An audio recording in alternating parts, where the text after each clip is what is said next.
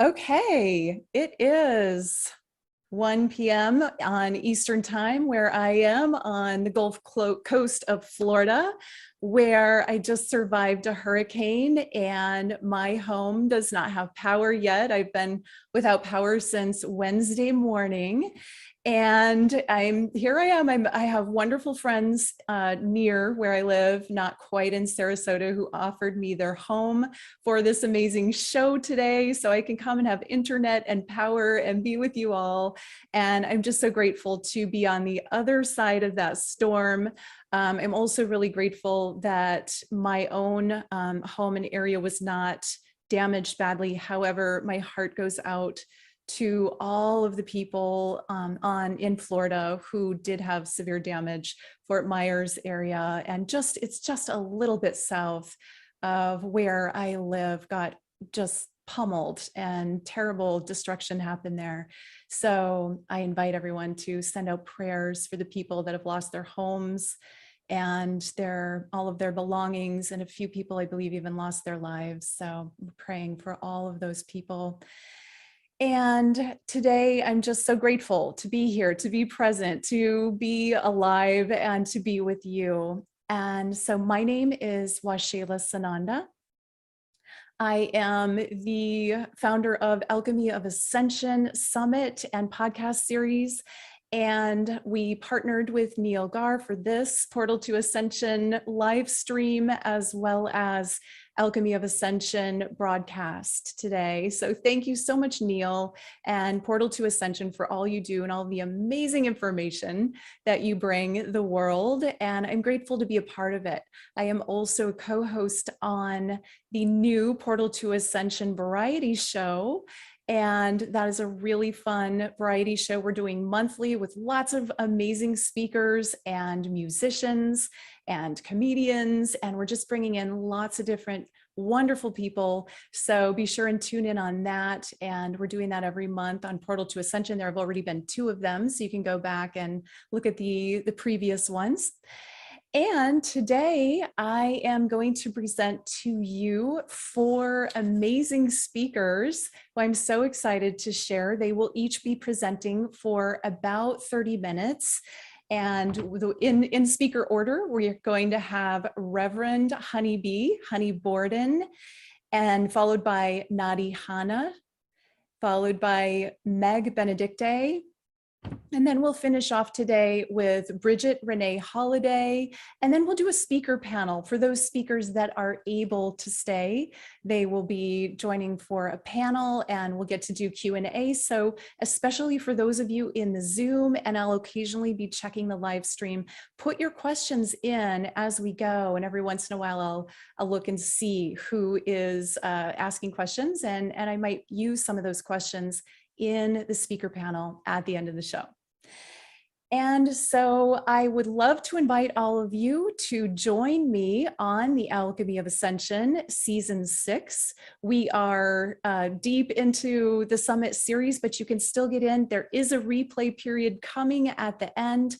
And to get involved with that, it's my name, Waxela Sananda, which is WaxelaSananda.com/AOA6 for Alchemy of Ascension 6. Then you can register, you can get in on the live streams, you could come to the Zooms, and you can get all of the amazing speakers that we have.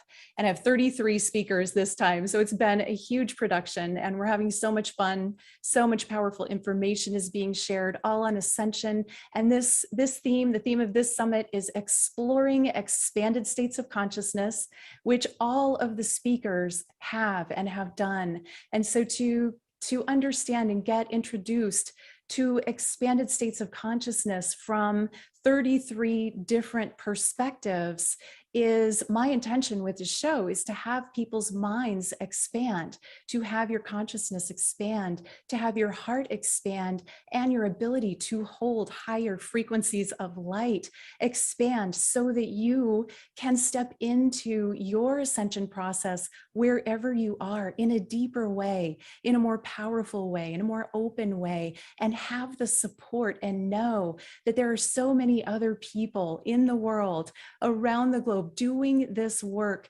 side by side, even when we're virtual. We join together as a web of light, a network of light, supporting each other, holding each other high, lighting each other up, giving each other wings. That is what this ascension time is all about. It's about collaboration. It's about working together, about not having to be the lone wolf anymore. And I myself have worked as a lone wolf so much of my life. And when I stepped into doing summits, I got how valuable collaboration is. I get to create a platform for other people's voices who are instrumental voices in the ascension, and to get to collaborate and be friends and connect like that is just such a beautiful thing. So I invite you, whoever you hear today in this live broadcast that resonates with your heart, connect with them. They'll be offering free gifts. They'll be offering, some of them will offer paid offers as well. And it's your opportunity to, if somebody touches your heart, if you hear them speak and you say, oh, wow, this is for me. I feel this. I know there's something here for me. Then invest in them, get on their mailing list, connect with them, let them support you. We are all ascension trainers here, and we are all lifting each other up. And I know many of you are watching, many of you who are watching us are also helping and working toward supporting others in their ascension process. Some people will be newly awakened. Other people will have been on this journey for decades and decades and decades. It doesn't matter where you are in this process. We are all equal, we are all one, and we are all meant to do this together, to come together as a beloved humanity, connected, doing this ascension work and expanding ourselves. Now is the time, and it's such an exciting time. And so again, thank you to Portal to Ascension for hosting us today. And I shared with you, please do get on the summit AOA 6 if you haven't yet, waxelasananda.com, Alchemy of Ascension 6. And then I also have a membership that I'm opening this month. It is called the Alchemy of Ascension Community Membership. You will get invited to that if you join my mail list, or if you get on the Alchemy of Ascension Summit Series. I would love to have you. It's a very low cost. It's a way that we'll get to connect and do this work together twice a month. Plus, I'll connect you with other community members, and we get to really dive in deeper and do this work together in such a powerful way. And it's so much fun. And I'm so grateful that just to be alive at this time. It's such an amazing, powerful time. So that's my first starters. That is what I wanted to share with you. My personal mission, again, my name is Waxela Sananda. My personal mission, I am here to work with the ascension of humanity. That's my purpose for being on the earth now. Everything that I do is revolving around that purpose. And as I mentioned a little bit ago, I was just in the hurricane, just north of the eye of the storm that hit in Fort Myers. And it really showed me, I mean, I knew the power of the earth, but to watch, I was home while those winds were blowing through, and the rain and the power and the intensity of that hurricane, it spoke to me. And so I took some time to just commune with the wind and with the spirit, with the voice of that hurricane. And it was the power, the empowerment of Gaia, the empowerment of Mother Earth. And she spoke so powerfully and loudly that this is our time. She told me, I have myself handled.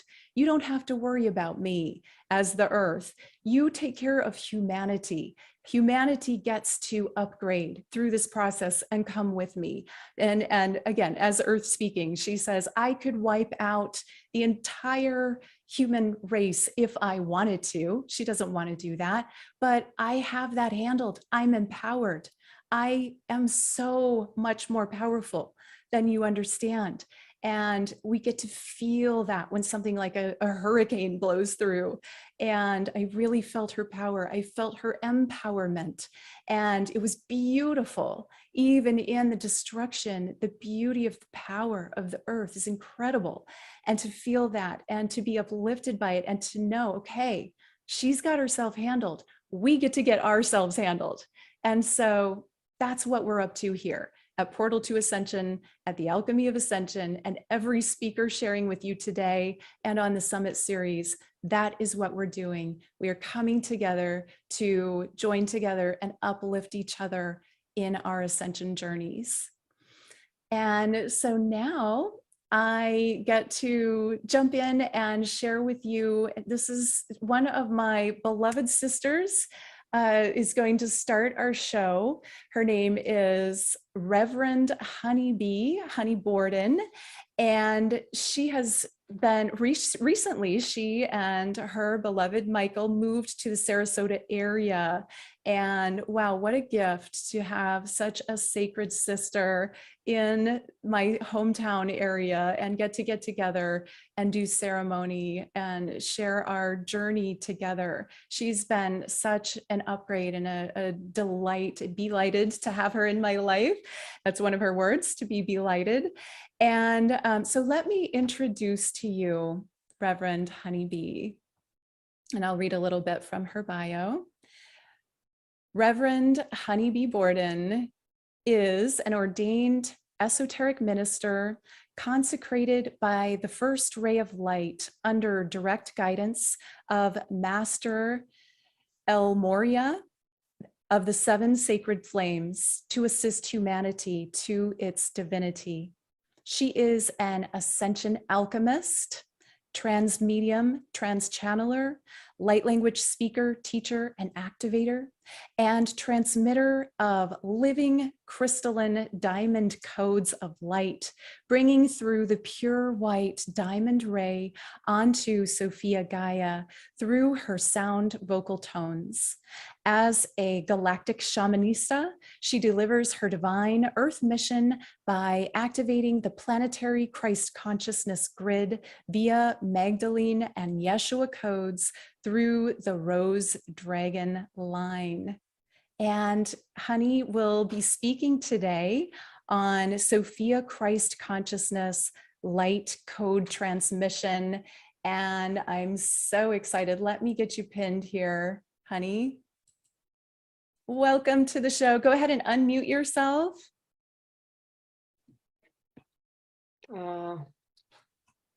So beautiful to have you here today, sister. I'm so grateful for your presence as always. And you look radiant and I love your background. And this is, one thing I can tell everyone about you, Honey, is that you are authentic. You are authentically yourself, no matter whether it's a women's circle, a one-on-one, whether you're doing a ceremony, you are always the way that you present yourself. You are always of service. Your heart is always open. You're always generously giving of yourself. And I just appreciate you so much for all that you are and all that you do. Delighted to be here, Sacred Waxela, and this beautiful guests that are joining this. So thank you so much. I'm truly ecstatic to be here and share this moment, this really golden moment with everyone. Thank you. Yeah, our pleasure. It's such a delight to have you. And so I know that you've prepared your topic today, which is just so perfect, coming out of Hurricane Ian, which also impacted you, even though you vacated. It's very much in your presence and in so many of the lives of your friends. And so Sophia Christ Consciousness Light Code Transmission, what is that for someone that hears that and just says, wow, that's interesting. What does that mean? So I'm going to start this actually with Ian Hurricane because it's so powerful what you and I have just come through, and it directly speaks to this. when you reached out for me to be one of the speakers, this was the communication about Sophia Christ. And there's this idea and the awareness of Sophia Christ, yet the embodiment, the walk of it is a very different way. So interestingly enough, when Hurricane Ian was announced, it was coming, so many of us were positioned where we were positioned. And we receive whether we are going to be staying or leaving. And you know, you've been to our place where we just recently moved to. We were in that first zone A, which was the mandatory evacuation because we were right a block from the water and 1 foot above the water. So it was so interesting to experience when life brings you circumstance. So it is giving you opportunity to truly exercise the Sophia Christ light as you are connected with the living Sophia. This is the Sophia garden. We call it New Earth. We call it that ascension, you know, creating it, the new humanity, the rainbow bridge. We speak a lot of these terms, yet what does it mean like to be in the embodiment of it? So with this was so amazing because when the hurricane was announced it's coming, the first thing was the group gathering. Several from Thursday night, I announced the group circle and then more group, more prayer, because we know the power of group focus and what it does. It doesn't matter. There's a consciousness and we are one consciousness. We speak of Christ consciousness, but sometimes when life circumstances, like let's say so-called natural disasters, they're really not. They're natural ascension gifts. It gives us the ability to really ascend to our higher state of consciousness, and from that consciousness to make the choices. So it's like, what would the divine love of that Christ consciousness choose? So this was an amazing opportunity because we'd moved to this new location. And I had just a month before that here back in Washington, D.C., I had experienced my own inner hurricane, tsunami, volcano and typhoon and earthquake from the food poison I had and the recovery. So I had experienced a lot of that spiraling purification and transmission that had to come out to be grounded in that field, my biofield being much more clear. So from there, it was so easy to be here without any stress, without any worry, but yet right here, just that deep truth, the Sophia light, which is that the Sophia Christ is that sacred divine feminine, totally centered in the center of the heart, in that 0 point field. And there was no question for me that in this experience, it is very important to exercise the highest self-love, because it was not to play hero, it was not to play martyr, it was not to play savior, it was to honor yourself.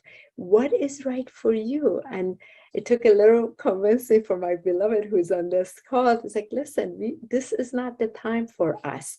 We can facilitate our spiritual gets much better when we are in high elevation. We got to go to the mountain because we know how to work with the weather patterns. We know how to work with spirit of the wind, spirit of water, yet we have to be positioned there so that things are not bumping against our field and we can really bring like that plasma light and start shifting things around. And so the embodiment of it was very interesting, just quickly putting things in the car and not being attached and truly, walking away in that divine truth that these materials do not make who we are. We are the creative beings. So we were very prepared that we may come back to not having a home, not having anything. And that was also okay. I've gone through that several times in this incarnation. So what? Like, that doesn't make who I am. I am who I am. So that Sophia Christ really rose greater in this step of it, because a lot of times we do, but we're doing it from worry. We're doing it from anxiety. We're doing it from, fear, and it's not love.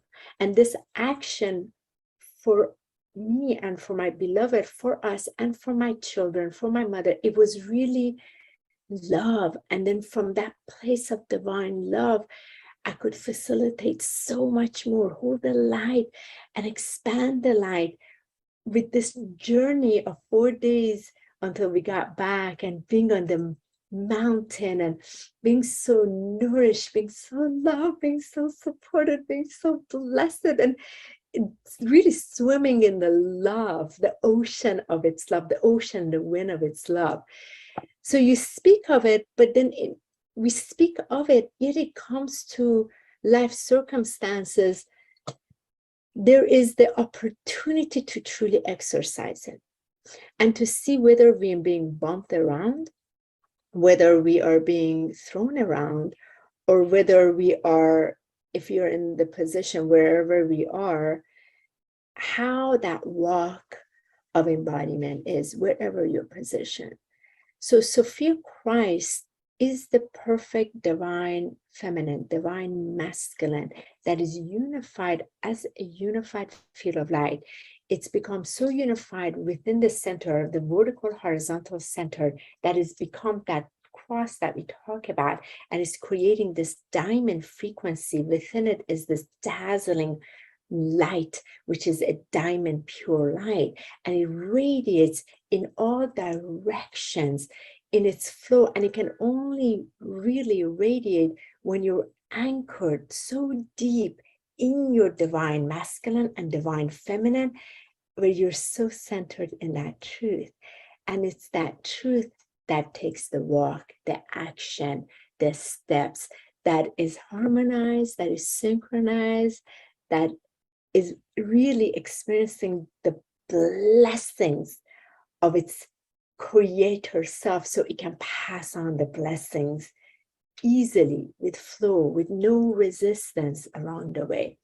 And it has its own transmission, it has its own frequency, because it is connected to the webs of life, as it is connected to the fabric of light, and it is of life, and it is connected to Gaia herself in its center, and all of its many different ways that the grids are connected, that are also in this crossing of its own divine union first, its own, without of another on the outside.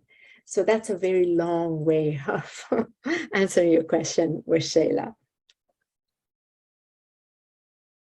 That's beautiful. And yeah, I know, I love seeing that you're in the mountains working with the energy while we're here, down on the ground. It's kind of like the above and below, and just the beautiful expansion of the heart that's possible no matter what comes through, no matter what happens. So And one other thing is important, and there's a default setting in light workers and starseeds that, for example, if I'm going to joy through this experience, there's that guilt. Oh my gosh, what about my loved ones? What about my friends? What about my family? But they're suffering. And I came and I'm doing this. Look at where I am. I chose this instead. This is a default setting that has to shift inside, because we, as divine sovereign being, we all have choices, and it's the choices of exercising, and it is within. You must know yourself so deep at the core level, because when you're sacrificing, and you're really sacrificing, that is not the proper frequency of divine, because that's not alignment. When you are in without explanation, with no sort of like no explanation to anyone, but just your truth. I chose this because I was guided, and I know in this I can serve my greatest in this way. So when those default setting, I teach a lot about how to change these defaults, sort of like swipe it, start closing your own inner apps, because that does not serve you. And for you to feel like that's an old program, like I have to go save everybody while they are experiencing so-called suffering. But they also have to have that experience, and we must honor the individual's experience, what they chose to go through, so they can be on the other side of it. So I wanted to just add that into it, because that is also very much when it's the crystalline diamond clarity of Sophia consciousness, it does not ever feel to explain itself other than know its truth and where it stands, where it is positioned, where it is anchored. So the greater part can radiate through. Yes, indeed. That's so gorgeous. And so, honey, I know that you're doing a light code transmission. I know that your voice carries those codes as well. Are you interested in performing some light language for us today, or is that part of your transmission? Just a little bit. Yeah, just a little bit would be wonderful, so that individuals can get to experience, because of what you and I just experienced through this wonderful Ian hurricane, and what Fiona was happening too. Wasn't that interesting? Divine masculine, divine feminine hurricanes going.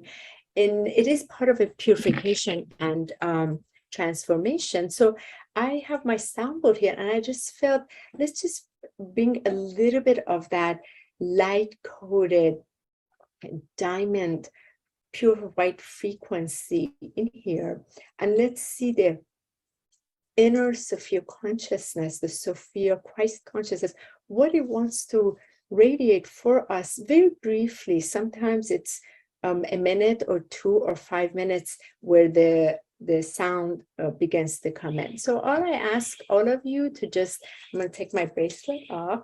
I ask you to please just sit back and uncross your legs. It would be wonderful if you just uncross, your feet are totally flat. And I will also ask you, when you close your eyes, I'm going to start with the soundboard. I'll be quiet for a little bit, but I'm going to give you the just 1 minute instruction first. So visualize yourself completely enclosed inside a diamond. And this diamond, see what resonates better for you, whether it's a gold diamond, a platinum diamond, a white diamond, or gold rose diamond, whichever feels right to you is perfect. And when you take, I want you to take a few deep, 7 deep breaths. And this is what I want you to do. When you take that first deep breath, connect it with the flame inside your heart. So you're honoring your sacred crystalline diamond heart first. Breathe it in and hold it for 3 seconds. Release it out into your large diamond. The next breath, breathe it in and breathe it in front of you, and then hold it again, breathe it out. The next breath, breathe it to your right. Same, come back to your heart, always come back. And the back, bring it to your heart, and then to your left. So this is kind of representing the 4 directions, the east, the south, the west, and the north. And then I want you to breathe all the way down to connect to the heart of Sophia Gaia through all your lower chakras. And then breathe that back into your heart so you make that connection. And from there, connect all the way up to all your upper chakras to source, to the heart of source, and breathe that back in. So within this 1 minute that I'm just quiet on the soundboard, take those deep breaths in, hold it 3 seconds, breathe it out. So I want all of your eyes to be closed as I'm going to tune in, and then I start bringing this in. What you might experience is some tingling, vibration moving through. Some of you may have more gestures. Whatever you experience is fine. And you may not experience anything. That's also fine. Some of you, your crown chakras will become totally lit up and the brain wires start pulsing. And some of you may experience a lot inside your, like literally your womb. So allow that as well. Just know you're here, the masters, the angels, the galactics, the spirit guides, all of them are here, because nothing less than the divine perfection of this crystalline diamond light from source can interact or enter fear in any which way with this. So I want you to do that for yourself, and I start bringing this in, and enjoy. Just allow and enjoy. I'll see you in a minute.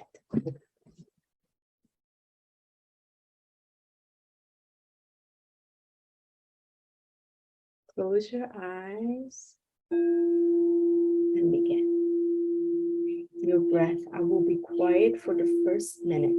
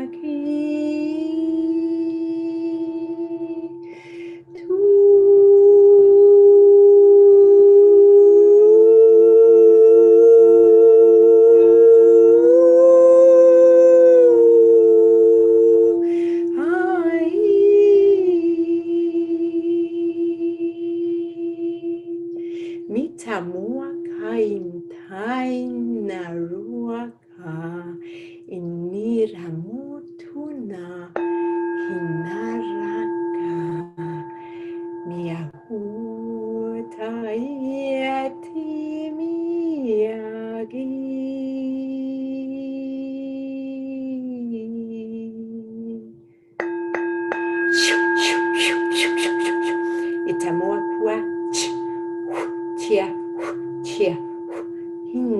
Hayata.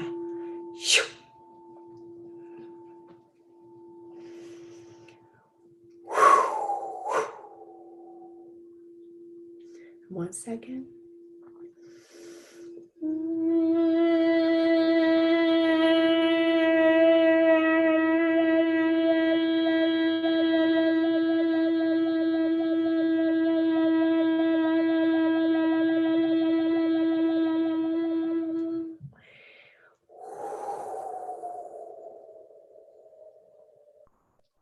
Take a deep breath in. Hold it. And surrender in your diamond light. And breathe it out.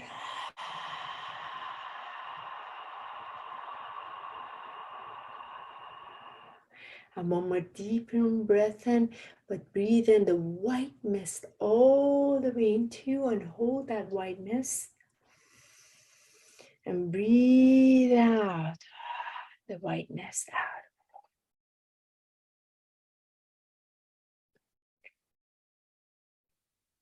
And so it is.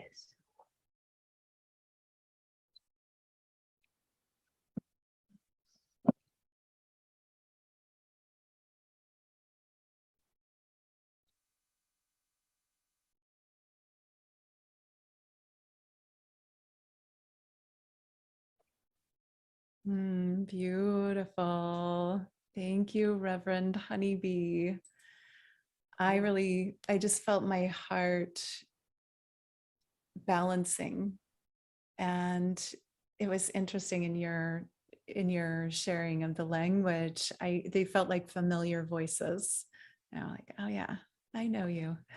It's a mix. That one was a mix of the Magdalene consciousness voice together with a tiny bit of mix of Pleiadians and Lyrans towards the end, and the end was one of the plasma ships, so that it can just hone it in the vertical and horizontal axis, because the plasma light is what I was working with the hurricane for it, with the sacred divine feminine, sacred divine. I said the Sophia light, when you know how you can use the Sophia light and the plasma light with hurricanes, you can start to shift things around. And so this is a little bit of the post of it that was brought in. I speak about 30 plus different languages from different consciousness of the geometric golden transmissions. And this was for the group today. So thank you so much for giving me the opportunity to share it. Yes, thank you. That was really expansive. And of course, I also work with the diamond light of the heart. And I think it is the key to accessing ascension, moving into the feeling, the heart center, the activating the heart, so that we can connect through feelings and true emotions and authenticity, rather than what our minds are chattering, right?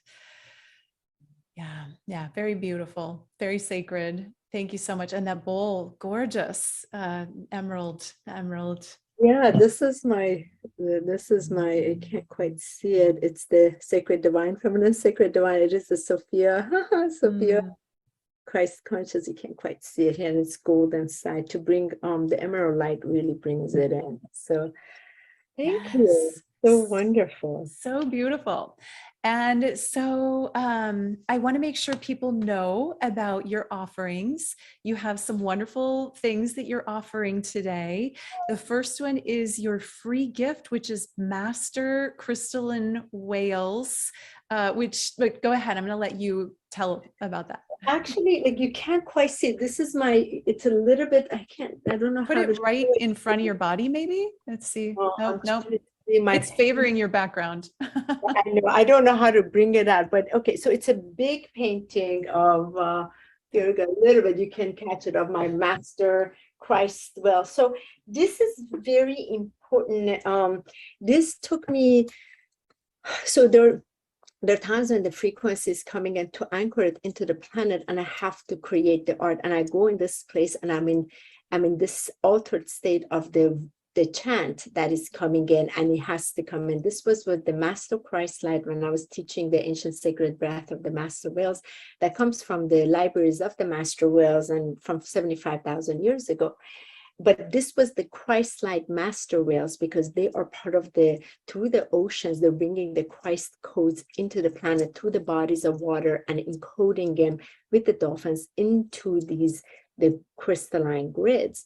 So it took me 36 hours to paint it. My fingers were like this, and it's all when they came to the lighting of the language, I did a live stream on it so people can experience after the painting the language of light coming in, how it sounds, how it is fully being anchored. Because when I touch the painting or when I do this, it comes through my body. It has to be birthed, and then anchored through my body into the earth. And I have to walk barefoot so it can really anchor. So when it becomes a transmission like this in a material form, it carries that full frequency. And this was through the Master Christ Whales. This was very important because it teaches the breath that has to open up to the heart, moving you from survival to that thriving. That's why we incarnated here, to bring the thriving frequency. So the gift here is the image of this that you can print out. You can actually print it at CVS, send it like that high gloss if you want, or when you send it to me, I send it to you. Put it at your altar. Tune into it. Let it blast you. People have had all kinds of miraculous experience just to be in its frequency. And this was the third painting after the blue diamond ray that had to come in, then the triple ray that had to come in, which was a couple of months before that. So I was dedicated. I stopped everything and I just go in this place so it's anchored properly.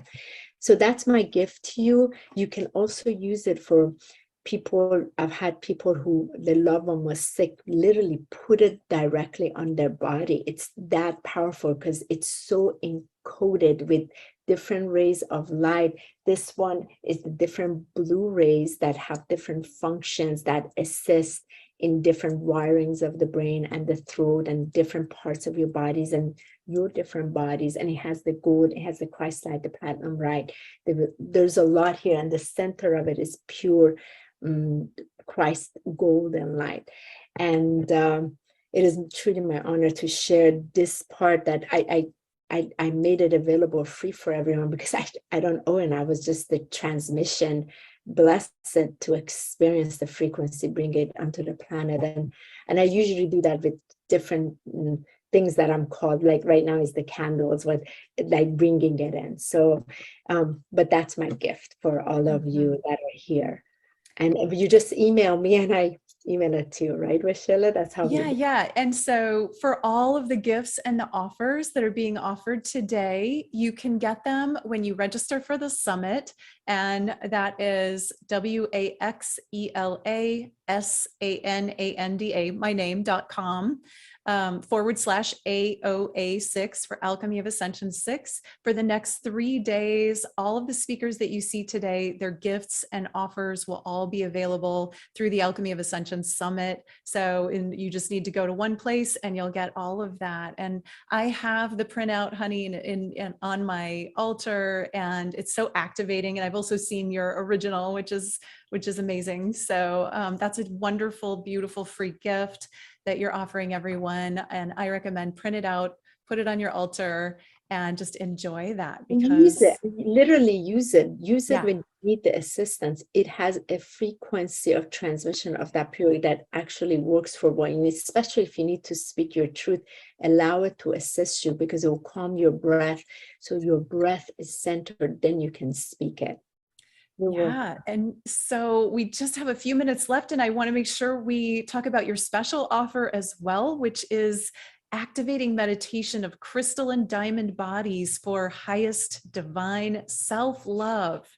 Well, that ties into the experience you had. Thank you, Waxela. And that is this 45-minute meditation. I literally walk you through the steps by steps, how to how to really come into this diamond heart and your diamond bodies, the emotional body, the physical, emotional, mental, etheric, spiritual body, and then how to connect it to your solar body, to your cosmic body, to your universal body, galactic body, and source, and how to experience this diamond crystalline light, and then be able to breathe it and meditate with it and ground it into Sophia Christ, into Sophia, literally Gaia. And then from there, create your images, make your decisions. Do that in the morning. It is so powerful. That particular one is part of what I teach people. I took people through 30 days and then 60 days and 90 days and the life transformational experience. Because when you do that, you have no choice. You will transform because you're coming back home to the truth of that pure Christ crystalline light that you already are. You don't have to create it. It just clears things out of your fields and literally your biofield, so you can remember who you are. Who you really are is joy, and that's what you get to really experience. So beautiful. Thank you so much, Reverend HoniB, Borden, for all watching. I know it's just such a gift to get introduced to you. And so please do come on over to the Alchemy of Ascension Summit and get on Reverend HoniB's list and get her wonderful free gift. And if that calls to you, that special offer, which is so activating, that is I believe, $99 offer, normally much higher. So it's a special gift for us all here today, and you are the gift. So thank you so much, Reverend HoniB, for being here and for sharing all of your wonderful offers. And you are just so beautiful and special and such a gift to the Ascension and to the world. Thank you for being here. Thank you so much for having me, and thank you so much everyone for being here. Waxela, I love you so much, and deepest gratitude, my goodness, for your essence, for your grace, for your remarkable resilience to keep on going and allowing this to take place after everything. I love you and I cherish you, and yeah, I'm with all of you. Love you too. Thank you so much, Reverend HoniB. Thank you. Gorgeous. Okay, so thank you all for joining us with Reverend HoniB. And now, you know what? I want to check first and make sure we have, I think I saw Nadi here. Nadi, can you unmute just to be sure that I can find you? Yes, how about that? Okay, wonderful. Great. Yay. So our next speaker is Nadi Hana, who I'm also so excited to share with everyone today. And I know Nadi has been on Portal to Ascension before, but it is your first time on the Alchemy of Ascension. And so sacred geometry is something that really speaks to my heart. It is more than a language, more than something that we see. It's a communication. It's an essence. It's a transformation. And Nadi is someone who has really embraced that understanding, the deeper understanding of sacred geometry as an expanded state of consciousness. So I'm going to share a little bit about Nadi, and then we'll get her on here. Nadi Hana is an inspiring instructor, presenter, energy healer, and artist. Her professional and spiritual practices are dedicated to the expansion of our multidimensional consciousness. As a practitioner of personal transformation for nearly 25 years, she has cultivated a broad spectrum of skills and abilities to support our individual and collective awakening. Nadi is a transition specialist of planetary service committed to the evolutionary process of humanity by accessing our full potential as multidimensional beings. So today, Nadi is going to talk about expanding our consciousness through sacred geometry. And just let me find you here. Oh, here you are. There you are. Hi. Oh, yeah. Hi. Nice to see you. Nice to see you everyone. too. I'm so Mhm. happy to have you here, and I'm so happy to have you share with everyone today. And I think it's time to just let you jump in and take it away. Wonderful. Yeah. I just feel really honored to be here. And Reverend Honey, that was incredible. Thank you for that transmission. And it's so beautiful, Waxela, what you have put together and organized. And I I can't fathom trying to put all of this together amidst a hurricane. I have friends in Florida, and I taught a class last night, and my dear friend was in the dark with a flashlight, dedicated to showing up for the geometry. And I've always lived in the Northwest. I'm in the desert right now, and so I don't have that consciousness, But I can imagine the power, just experiencing that firsthand, the power of our mother, and how the cosmic forces and how our planetary forces are so impactful. So blessings to everyone who's making it from that region, and blessings to everyone who's surviving that. So I also want to give a little shout out to Neil, who's one of my favorite people. I so appreciate you, Neil, with Portal to Ascension, sharing all of the information and helping us really get all of the pieces of the puzzle to help with our expansion, our growth, and our job here. This is why we came. So I have a presentation. I have some sacred geometry. I'd love to share that because I think that the visuals and really learning about it, some of the universal patterns, can be quite transformational, right? So just seeing the shapes is a powerful activation in and of itself. And I'll start by a little bit of information.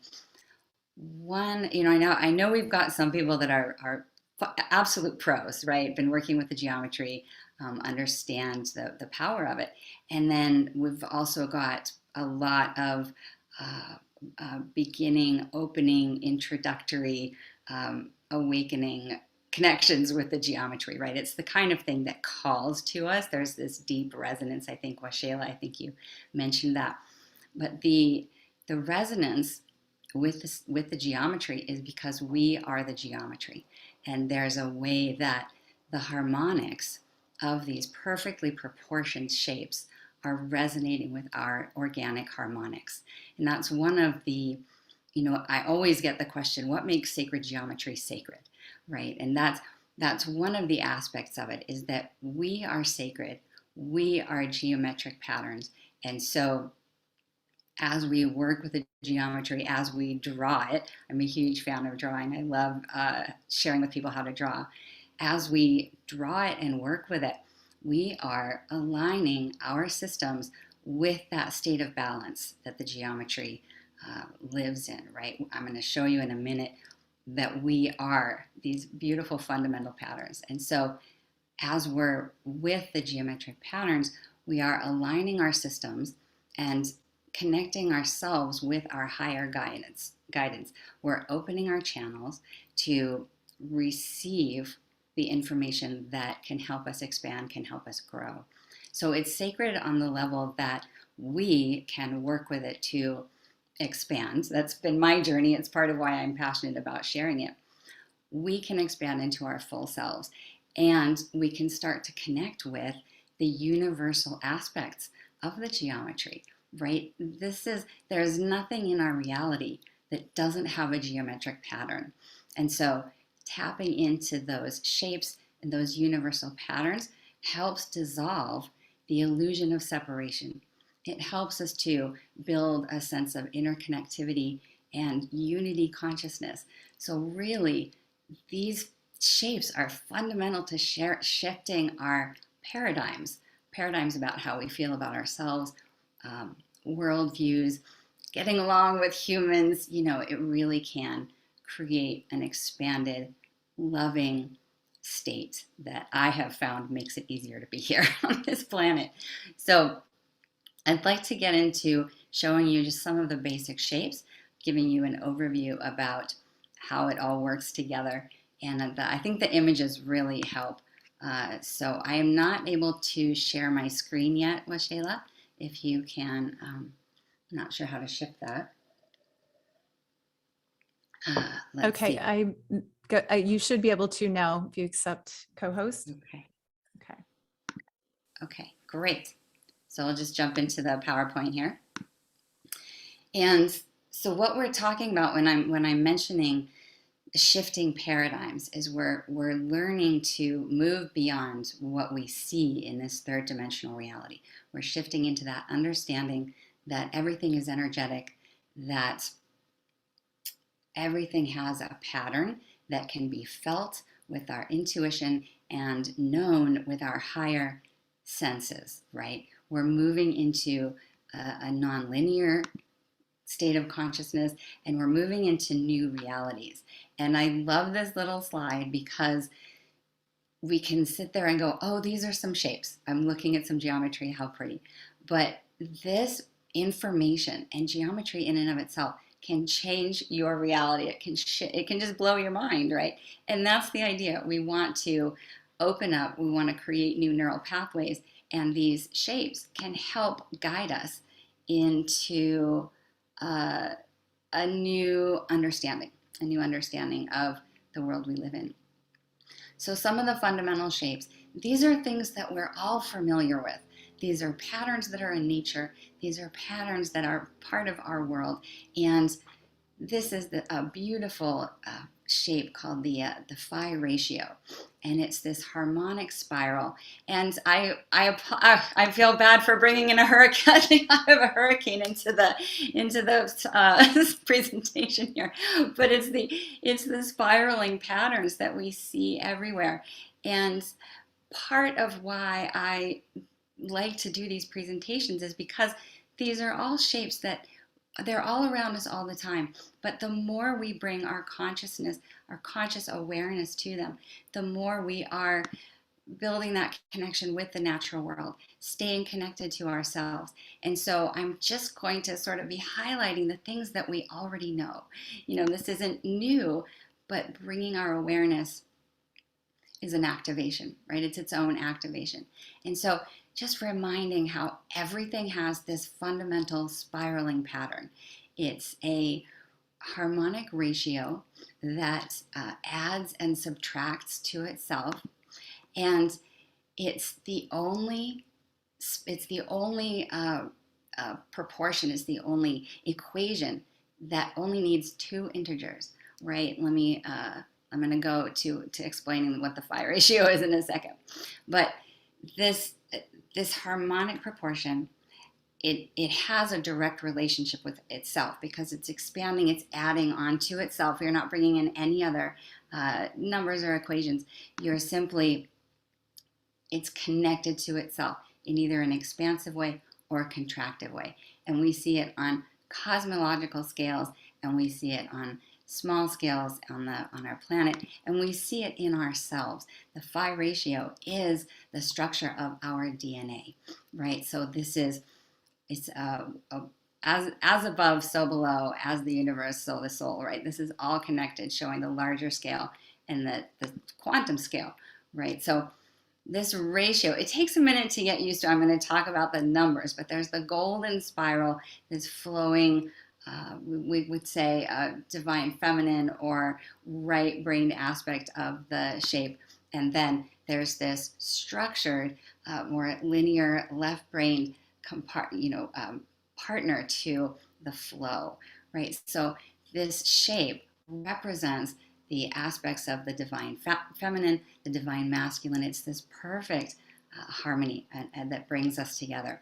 So with the supportive structure that allows for that spiral to infinitely move in the universe is a mathematic equation. I've had a bunch of people in classes going, are we doing math? Are we doing geometry? I'm not up for any math. And I'm not either. I don't focus on the math or the equations at all. I'm in the metaphysical side of the phenomenon, but it deserves recognition. It is a fundamental aspect of understanding the geometry.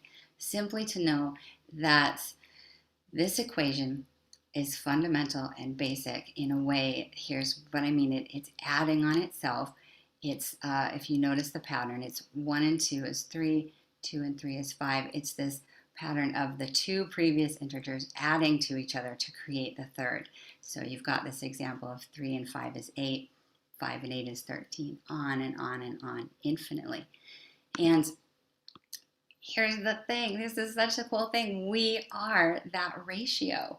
We are that pattern. You see the segments of the finger here in our bones. We've got, you know, the segment of 2 to 3 that results in the 5, you know, these center parts of the finger, and then the 3 and the 5, you know, create the metatarsals and this beautiful relationship. And it's everywhere in our body. If you begin to connect with that ratio of the balance, it's it's infinitely fascinating to me. And connecting with that outward geometric pattern can help us remember that we are geometric patterns, and within that memory is a way to access balance, right? We can access these states, these harmonic states that reflect the perfection of the geometric patterns, right? So the ratio is, we've got segment B, which is 1. So 1 segment to segment A, which is 1.618. So it's not a 1 to 2 ratio. This is a 1 to 1.618. And that relationship creates this infinite pattern. It's the relationship, it contains the harmonic, it contains the equations. I go on and on about it, but it's really extraordinary. I could find examples after examples in the body where that ratio of 1 to 1.618, it's the hand to the elbow, but it's also the fingertips to the elbow, and then down and across to our shoulders. It's in the height and the proportions. So all of that is to say, the geometry is alive within us, and the geometry is alive in our world, and mostly with iconic imagery and symbolism, but also, you know, some of the more enduring pieces, you can find this ratio woven in somehow. And it's also in our architecture. It's in the more iconic imagery that and structures that we see over time. And these buildings, these architecture, these you know, I want to say like infamous. These are the structures and the buildings that we know, and they influence our psyche, and they are so powerful over time because they incorporate this balanced proportion. And it's a thing that we wouldn't even recognize, like we would not put that together. This is all invisible resonance, right? When we realize that there are harmonic proportions in, you know, used in art, architecture, music, you know, for reasons, for very significant reasons, there's conscious use of this proportion. So the phi is one of the fundamental patterns. It's got this incredible equation. I can't stop too long on this, but just to make a note of how extraordinary it is, this is the equation I mentioned. 1 and 1 is 2, 1 and 2 and the 3, 2 and 3 and 5, and on and on. And we read it as we would from left to right. Here's the fascinating part. You can also read this equation down from top to bottom, and it's going to be the same thing. 2 and 3 is 5, and 5 and 8 is 13. That seems fascinating enough. But then if you look at the first column, you can do that as well with this column. 2 and 3 is 5, and 3 and 5 is 8, all the way down to infinity. That's fascinating as well. But then you've got the third column, the central column. You can add this equation left to right and top down in 3 different ways. And this blows my mind. I mean, this is part of what is so exciting, is the significance is in the numbers and the equations, because that speaks to a larger orchestration. It speaks to a divine interpretation and a divine structure. The sort of, what's the larger source that's given us this platform to operate from. And the math is definitely worth noting. I have to shout out to the engineers and mathematicians who the geometry is infinitely satisfying too. The art, the architecture, the math, cosmology, quantum physics, everything can be explored through a geometric lens, right? And that's to say that there's the relationship between all of the geometries. So the phi weaves us into the next fundamental shape of the pentagon and the pentagram. And you can see here the ratio, right? Here's the 1 and the 1.618 segment. And it just, to me, starts to get really fascinating how you can find the interrelationship of the different shapes, the different harmonics, right? This is the pentagon and the pentagram. And all these different segments have the measurements of the phi, of that same ratio. And again, the coordinates, the angles, the vectors, all of it is so fascinating. And I do like to do this presentation to simply say, here's, planting a seed and go forth and prosper with the geometry, with the math, and do some explorations, because it's infinitely fascinating. And then bringing your awareness to the natural world and how much the geometries are everywhere and influencing us on such subtle and not so subtle realms. So we've got the natural world, and then we've got the man-made world, right? And so part of how the geometry is it's so powerful with our own psyches because we are the geometry, and it's very easy to use it to influence our psyche. And so part of why I like to have the conversation is because bringing your awareness to how these shapes have been used to influence us is an invitation to reclaim your consciousness, to see, to start to notice and understand how these shapes have been used. And this is the Vesica Pisces. I meant to name it here. You can see it in so much of the advertising and marketing. But this shape is so fundamental. This is the basic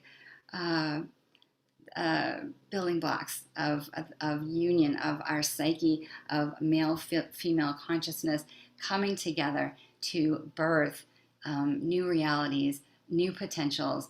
This is such a fundamental shape, and it's really been used to support, I could say support programs that we run, but this was an organically feminine, divine feminine shape of the birthing of this, the Vesica Pisces being this central shape that's created by the two circles that come together. And we had this divine feminine symbolism that was basically used to influence on such subtle realms, to influence our everyday waking reality, right? Moving from that matriarchal interpretation to a more patriarchal foundation of our society. So just starting to build an awareness of how the geometry influences us, and then we can start to take back that subconscious programming, right? Because we know from Dr. Bruce Lipton that 5% of our waking consciousness is guided by the waking consciousness, and then 95% of our reality is guided by our subconscious programming.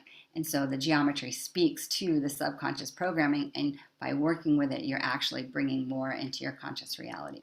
So that's a big part of it, is building our ability to move consciously in the world and to be connected to ourselves. And you've got the phi ratio connected to the pentagon. You've got the pentagon up here, and then the Vesica Pisces in the center here of the two circles. And all of that leads us into the hexagon, which is another fundamental shape. And all of this is to just remind us of the beauty of the potential that we can access. Right? The harmony is right in front of us. This is a water crystal. This is the work of Masaru Emoto. Many of us are familiar with his experiments and findings of how our frequencies, how we speak to, how the energetics influence the outer world, right? So this was loving words, speaking to water and creating the most beautiful expression represented by the geometry, right? This is this extraordinary water crystal, and it's a reflection of the energetics. It's how we see the energetics. It's how we can start to measure the influence of energy. And so it's so important, it just highlights how influential we are, how influential our energetics are on the external world, and then subsequently our internal world. And thank goodness for his work.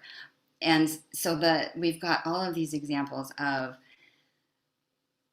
hexagons, the geometry. It's such an intelligent way to hold information, right? We see it in the HoniB, we see it in crystals, we see it everywhere in our world, because it's such a beautiful strategy for transmitting, transducing information and energy.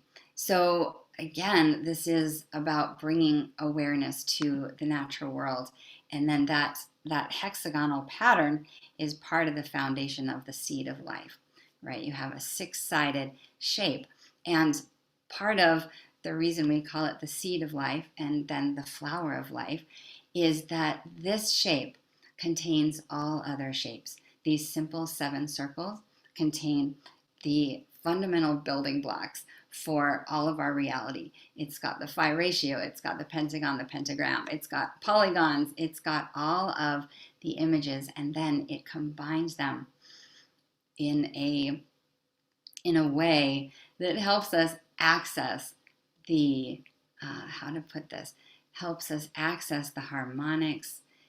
It's connected to us. I'm going to show you in a second how our biology is the seed of life. So it's these 7 circles, they come together.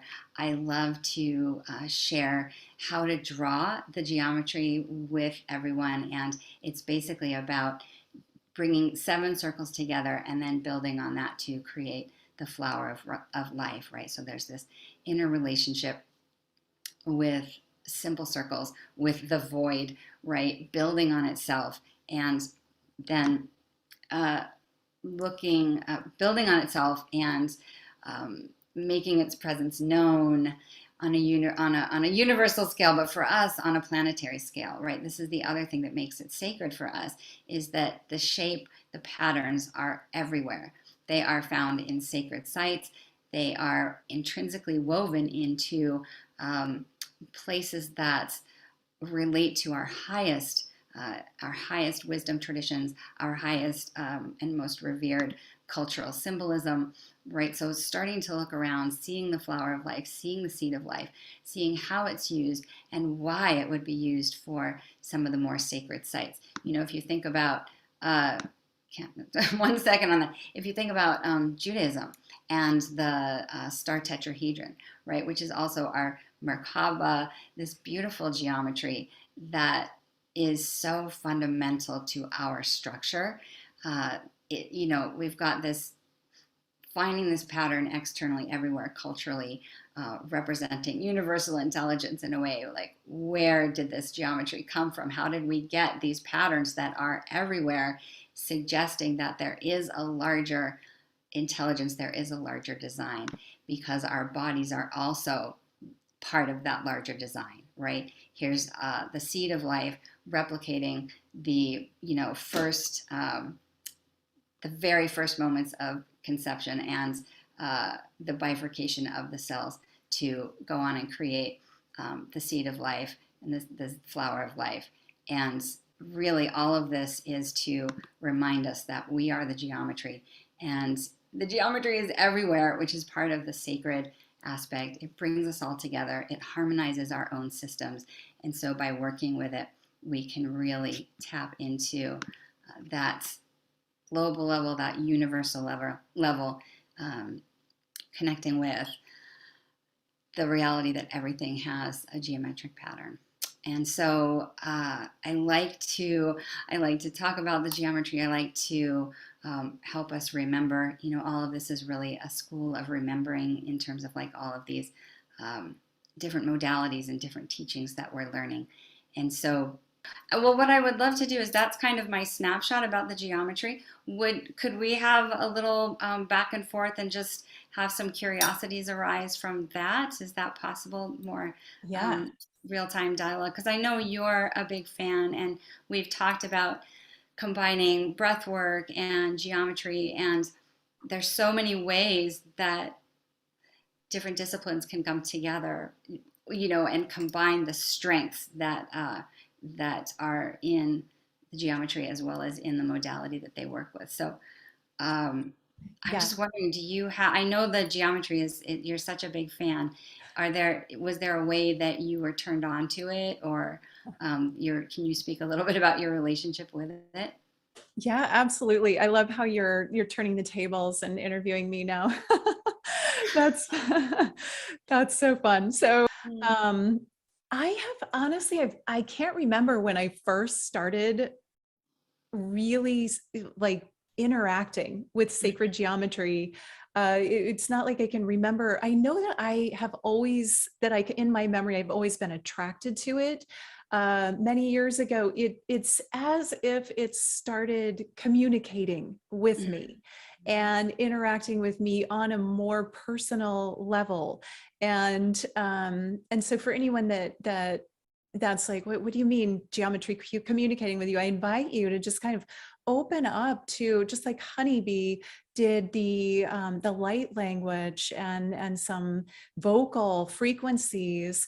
Think of sacred geometry as a frequency that you can interact with, that can inform your body. And I think because I'm such a feeler and I'm so experiential, I started having these interactions with sacred geometry that were feeling and experiential. And I'd look at a geometry and I'd be like, whoa, that does something to the way I feel in my body. And then as time went on, I started to experience interactions with geometric beings. So and I'm very open about being a galactic shaman and a visitee since a very young age of multidimensional beings. And so these beings come to me, and I find them to be Andromedan, and they communicate in sacred geometries, such as the Sri Yantra or a tesseract. Like I had an experience with this gorgeous tesseract, which is it's the best explanation I have for it, because I don't even have a name for how multi-dimensional this geometry was. It was not third dimensional, so it's hard to find a third dimensional geometry that even can explain it. But it was communicating with me, and it was of Christ consciousness, and it was delivering this Christ consciousness frequency to me, and it was an activation, and it was showing me, mirroring me, myself in it, and it was so empowering and expanding. And it was that experience that I had it probably a couple of years ago that I'm just like, wow, it's so much more than I even realized before that.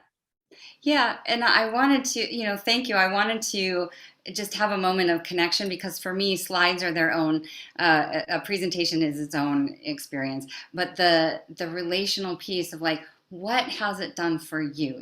How has geometry changed your life or activated you? But it's more to say that the geometry, as you were saying, it's part of an activation. It can be so powerful, and it can really shift from a localized consciousness, and then a planetary consciousness, and then a galactic consciousness. And I do want to put out a little bit of a disclaimer, because the geometry led me, it led me in my expansion. And so I was I would say compulsively drawing. I just wanted to be around it all the time. I just wanted to have it with me. And then that drawing led people to say, wow, you should have an art installment and put that art up. And so then this was the geometry sharing and beaconing its intelligence.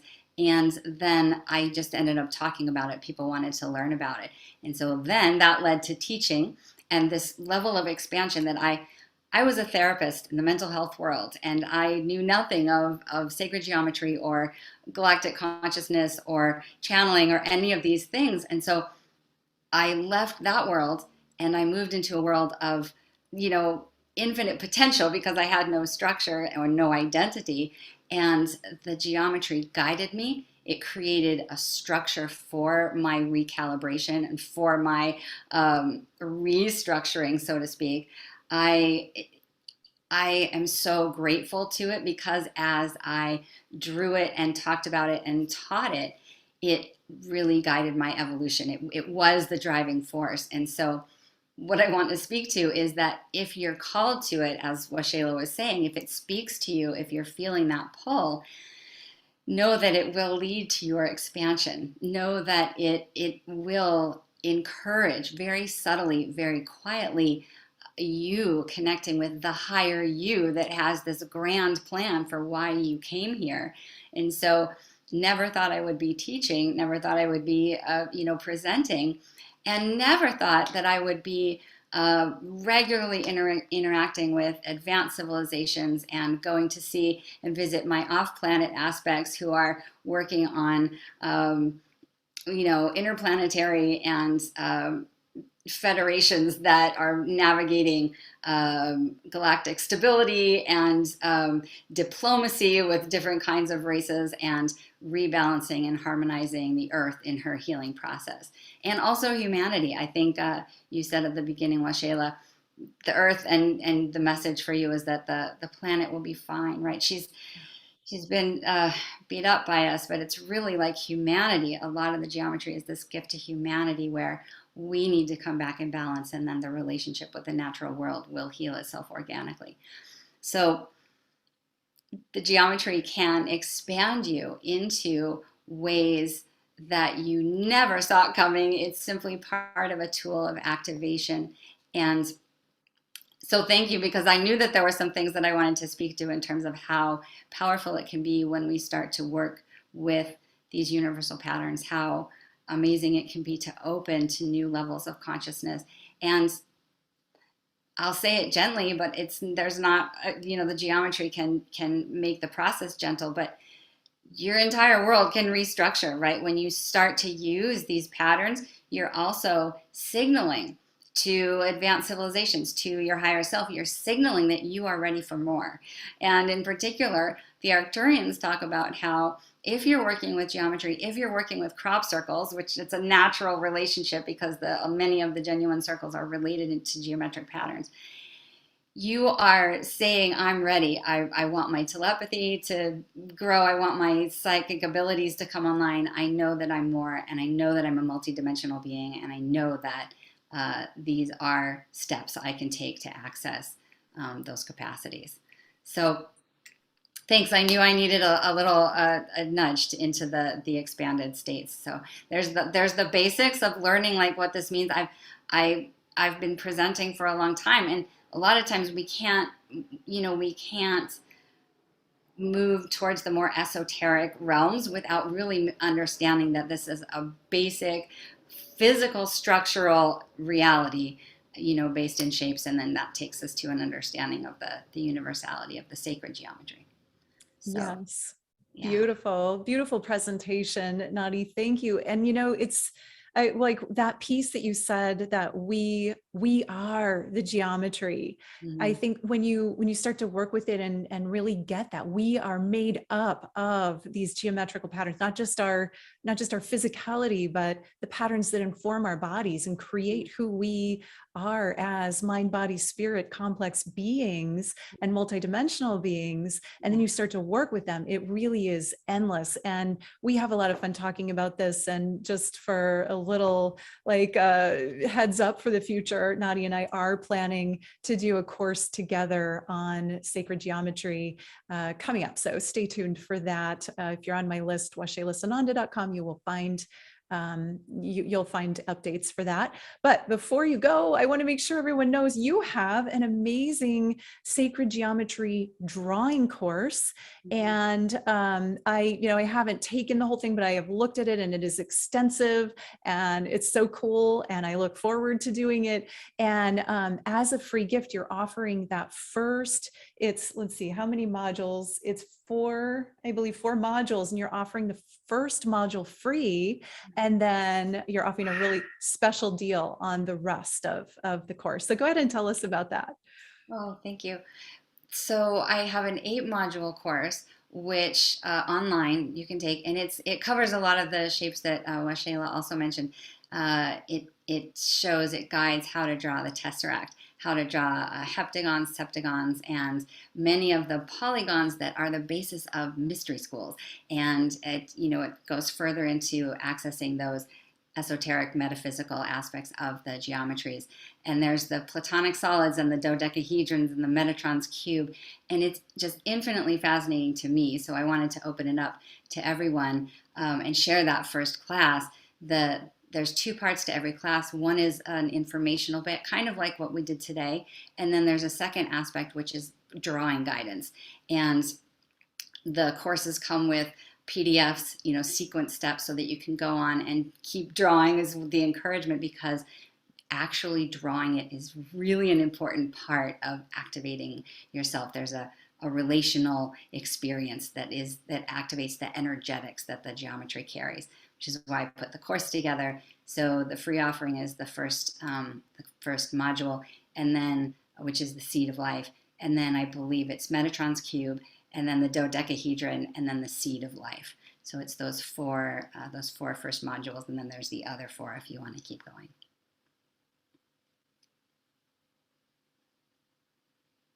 I was muted. Thank you so much, Nadi. So again, for anyone who wants to collect the free gift, and I did put the course link in the Zoom. Maybe I might have time to put that in the YouTube as well, but go to waxelasananda.com/AOA6, get registered for the Alchemy of Ascension Season 6 Summit, and you'll be able to access all of that there. And I just appreciate you so much. I love what you bring. I could listen to you talk about sacred geometry all day. It's so fascinating, and it really is a multidimensional world. And I'm so glad that you brought it and shared it with everybody today. Thank you, Nadi. Well, thank you for the opportunity. I mean, this is such a launch point. I mean, this is 20 minutes of an overview of a life-changing discipline. So the introduction is really like, please, whether it's with me, come draw, come experience things, or just go look at it, go learn about it more. And I really feel privileged to be able to be a messenger of the transformational tool that it is. So thank you, Waxela, so much. And thank you, everybody. It's really beautiful. I see some familiar names and faces, and it's wonderful to be with everybody. So thank you. Thank you so much. All right. Welcome. I'm so glad to see you and have you here. Thank you. And more sacred geometry in the background there. Beautiful. Yeah. And you look wonderful. So thank you for being present today. And it's Benedicte. Am I saying it correctly? Correct. Okay. Yes. Okay. Thanks. Wonderful. Yes. And I think you've been on Portal to Ascension multiple times before, but it's your first time with me on the Alchemy of Ascension. So welcome, and I'm excited to have you share with us today. And so let me share a little bit about who Meg is and what you're up to in the world, and then we'll have you jump in. Meg Benedicte is a quantum healer, spiritual teacher, New Earth way shower, and creator of the quantum access modality. Working closely with Archangel Metatron, Meg teaches ascension training and protocols at her Quantum Access Academy. Meg is an avid explorer of the ancient mystery school tradition and offers quantum access to clients, students, and global audiences to enhance living soul purpose and embodiment. And I know, Meg, you have been working with Ascension for a very long time, and you are an adept and a master. And today you're going to share with everyone about how to accelerate your ascension. Yes. So I did prepare a little mini presentation of a webinar I'm going to be teaching in November. So I'm going to bring that up, Waxela, on the share screen. Okay, let me give you access. Okay, thank you. So as Waxela mentioned, I had my spiritual awakening almost 30 years ago in 1994. And since then, I've been going through this process like everyone else when you go through your spiritual awakening. I had several visitations directly with Archangel Metatron, and so he has been, in a way, my guide through all of this. and helping me navigate how to work through all that was happening. And over time, I began to understand his technique. And so I always say, this is not really, I'm not teaching my technique. This is actually Metatron's gift to all of us during this time. So I teach this technique. It's called Quantum Access. But let's just kind of go into what's happening right now. And I wanted to focus this piece of the presentation on the resurrection spiral and how to activate the resurrection spiral using Metatron's Q. Okay, so spiritual awakening. You may have been working through your own spiritual awakening for years, or you may be new to it. So I kind of, kept that in mind. What is spiritual awakening? So instead of the left brain analytical mind controlling your thoughts, feelings, and reactions, an internal shift happens. It occurs. It could happen over time. Gradually, mine was immediate. It was a full body Kundalini activation during the Northridge earthquake in January 94. And it began to open everything up. So you begin to observe reality through like a different lens or vantage point or perspective. Now you, instead of being under the control of the left brain ego, you are observing, consciously watching the ego and your daily life through this higher perspective. So what happens during the spiritual awakening is these veils thin between the physical and the spiritual realms. And mindfulness is your awareness of what is going on in the present moment. You're detached, you're neutral, without judgment. You're just being the observer. And spiritual awakening is life-changing. Although I've been doing it for almost 30 years, I am completely different than who I was. So you begin to evolve from living as this kind of temporal human ego, and you begin to live as the divinity that you are, as the soul as you are. So you'll go through major transformations in the mind, in the emotions, in the body, the physicality, as well as your perspective, your relationships, home, vocation, your desires and passions. Everything updates to more of the soul. So some of the signs of this spiritual awakening, and you become aware of what is out of balance and unhealed, traumatized, what's obstructing your ability to live as a divine human. This became very clear as I was living as the observer now. Instead of it controlling my reaction, I'm actually saying, okay, I need to master this within myself. So I'm starting to pay attention to all the signs, especially if you start to watch what's showing up in your outer reality, because in a way it's called the mirror effect. Everything out there is mirroring back what's running in you. So you pay attention, you watch, where is this interference? Where am I experiencing core wounding? Where are these, debilitating patterns just continuing to cycle and repeat? Where do I have mind programming running that isn't even my own thoughts? So you begin to watch, observe. I journaled. I started putting it all down, all the signs that were showing up. And you're no longer kind of just in that, kind of robotic state of being. Now you're like, well, wait a minute, I don't want to live like this anymore. And so you feel very compelled to start to let go of everything that doesn't resonate with your soul truth or support living in higher dimensional frequencies. And so this is what's called a delayering process. Think of it like peeling the layers of the onion. You're working your way down. You're getting all this kind of interference, energetic interference, psychological, all of it. You start moving the layers out. So you're getting down to your own spiritual essence, your own soul light body. Spirit communicates to us through dreams and inspirations and visions to guide and support higher purpose and direction.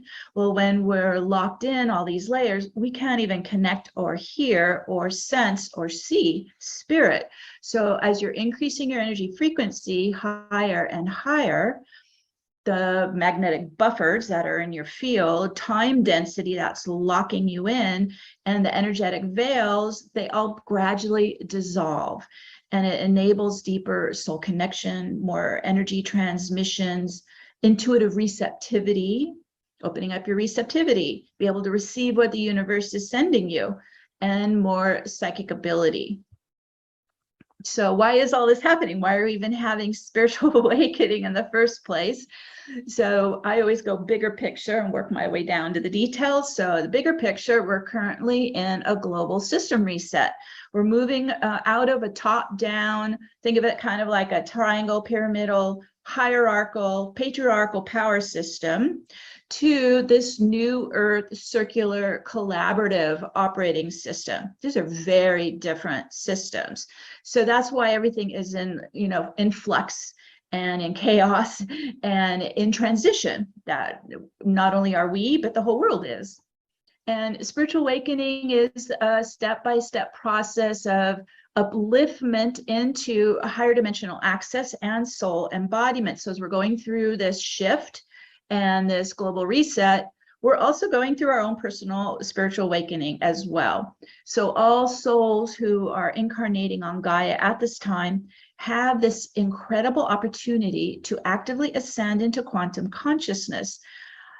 That is incredible. I mean, that is astounding. So the more that we really understand this and not get swept up into the chaos of the transition, but begin to really center and focus in on this opportunity we all have right now.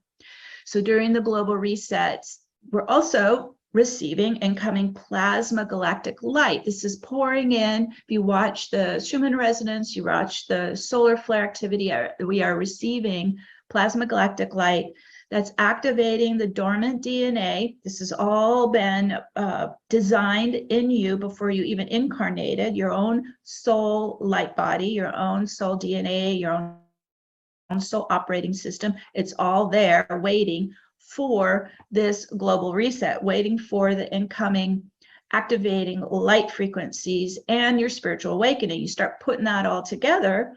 Well, what happens? You begin to get triggered for internal clearing of old density and trauma. So it's a lot of purging. I've been doing this for 30 years. I'm still purging. Okay, just know that this is a lot coming out, especially if you have multiple earthly incarnations. All of that is held in your field. All of that is getting affected. And so we're purging layers of toxic energies from the physical, emotional, mental, and spiritual bodies. So when you think about that, that's why we need a spiritual practice to assist ourselves through this process, to assist ourselves through this purging, to, in a way, come in and give ourselves the self-care and the protocols to assist us through this really powerful process that's happening right now.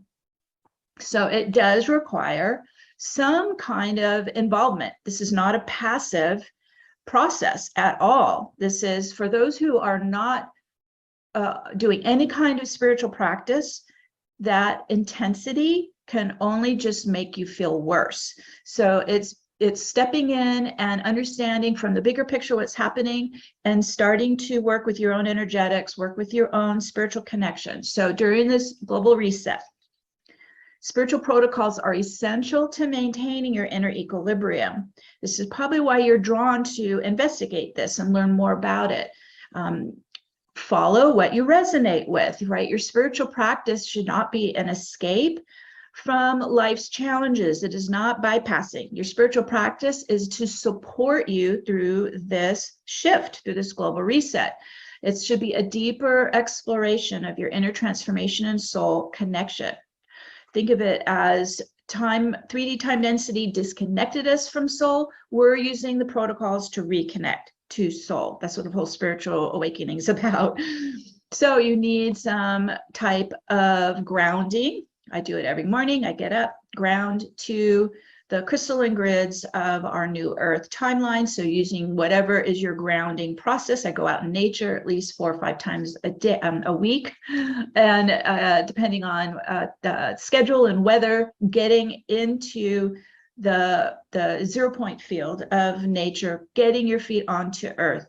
Because when you're metabolizing plasma light into the physical body, well, think about it. That's an electrical current coming in. You need to connect your feet chakra magnets to Gaia's crystalline light grid work if you're trying to open up your light body and ascend into 5th dimension and higher. Without daily grounding, you literally could overload, overstimulate your circuits and create a lot of body tension. I also supplement with silica for the grounding and the ability to run electrical currents through your own neural network, through your own light body. Okay, daily grounding is so important. You also need to contain your field in an orb of light, because our physical bodies in third dimension, astral plane, fourth dimension, there's a lot of interference going on there. So down in these lower, more physical dimensions, it's important to have an auric shields in place, have your own personal boundaries in place, and then you maintain them.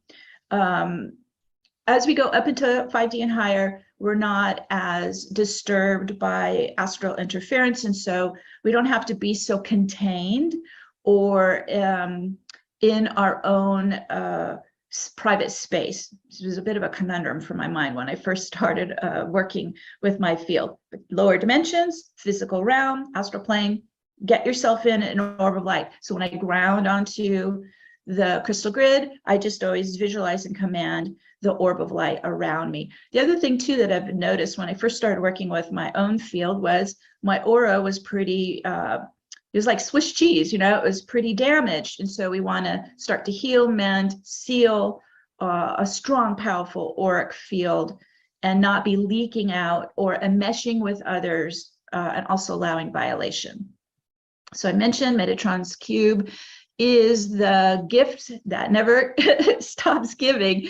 So as I've worked with Metatron, began to understand he's the guardian angel of Gaia's acceleration into quantum consciousness. Metatron's gifted humanity with the sacred geometry. Metatron's cube, as you see here, as you see behind me. This sacred geometry accelerates personal ascension. Metatron's cube activates the quantum vortex to unwind time compression and particle density, to remove the veils, to increase your energy frequencies and enable the descension of the soul into the body. So embedded within Metatron's cube, as you can see, is the star tetrahedron that activates the Merkaba torus in your own light body and starting to create a quantum continuum. The chakra channel, this operates as the main channel of your Merkaba torus. It's your soul's light body. And through the gradual clearing of density, stuck trauma, memory from the chakra centers and the channel, you're evolving, you're ascending, you're rising up into higher dimensional frequencies. This chakra channel, this is, as you can see, all the different chakra centers correlate to dense emotional, mental, trapped energy that prevents the soul connection. This is your channel. The channel's been all stuck up with all this stuff that we have to clear. And so as we're working with Metatron's technique, we open up the chakra channel. We start to clear out all the shame, the blame, the grief, all of this that's been preventing our merging with the soul. When you regularly purge the chakra channel, you gradually open your communication network, because each of those chakras are antennas, right? This is your sensory tower. So as you open up your communication network with your higher self, you're beginning to build internal soul embodiment in your pillar of light. This is the home for the soul and the human to unite as one. All right, how do we do that? So again, working with Metatron's cube, we activate what's called the resurrection spiral. The golden ratio phi spiral, it's the universal key of Genesis. It's producing the most constructive energy wave interference of a continual renewal. Most energy wave interference cancels each other out. But in the golden ratio phi spiral, it is a continual spiral. And so this eternal spiral of ether vortexes relies on sacred geometry and fractality to maintain stability in the universe. We're going to use this on our bodies as well, on our fields. It's the fractal phenomenon that propels the quantum vortex in a continual spin. By activating the resurrection spiral with Metatron's cube, you can eliminate time barriers, release incongruent energy. We spin it outwards. It's called the inflow outflow. We spin out, we clear out, and we integrate soul energy inwards to continual delayering and embodiment process. When you use the quantum vortex and the resurrection spiral, you're training your atoms to spin anti-clockwise. This whole spiraling vortex energy is anti-clockwise. It's the feminine spin, and it is increasing oscillation towards the speed of light. It's the reverse of time density. When we go clockwise, everything compresses down into rigid density, time density. When we go anti-clockwise, everything opens out and frees us, and we start literally vibrating at the speed of light. Resurrection spiral. I do this every day. Okay, so we have a couple minutes. I want to take you through a demonstration of activating the resurrection spiral. I have here as well, we can go back to this after we're done, but there's a free download for you of an MP3 guided activation of the resurrection spiral for you today. But let's go ahead and come back here. We'll go back to just focusing on Metatron's cube, focusing on the spiral effect. Okay, so to do this, let's go ahead and take a couple deep breaths. You've been thinking. Let's just kind of come down from the mind, come more into the chakra channel, into your feeling body, into the breath, the heartbeat, into your core center. And then visualize. So we're using this right brain of ours. This is, most people haven't used much of their right brain yet. I certainly had, and I had to activate it more. Right brain is your holographic mind. It's what you use to visualize. It's what you use to command the energy flowing in and out, up and down. So we're going to use more of our psychic, intuitive, visualizing right brain. Imagine you're moving your chi down the leg channels to the feet chakras and lock your feet magnets right onto the crystal base at the bottom of your field and onto the crystalline grid of our new Earth timeline. So we're now running down and in, grounding in, locking in, getting stable, getting anchored, getting grounded. Okay, good. You may even feel like your energy is moving down into your hips and root, getting more into your lower body. All right, let's connect to spirit. So from the heart, we connect to Divine Mother, Father, Source Creator. Connect to your original God spark, your master soul and soul family, and home star. Connect to your spirit team of angels and guides and master teachers, the shamans, the elders, the protectors. We're connecting to Gaia and to Mother Nature and the nature spirits, calling in the devas, the fairies, the elementals, so we can do alchemy with our beloved Archangel Metatron, who's stepping in. He's embedding Metatron's cube sacred geometry under your feet in your crystal base, under your feet chakras. You see the image behind me. We've got the outer 6 circles, the inner 6 circles, the central 13th circle. You put your feet in the center. Your own light, your own chi, your own energy starts to turn it on and activate the sacred geometry of Metatron's cube under your feet.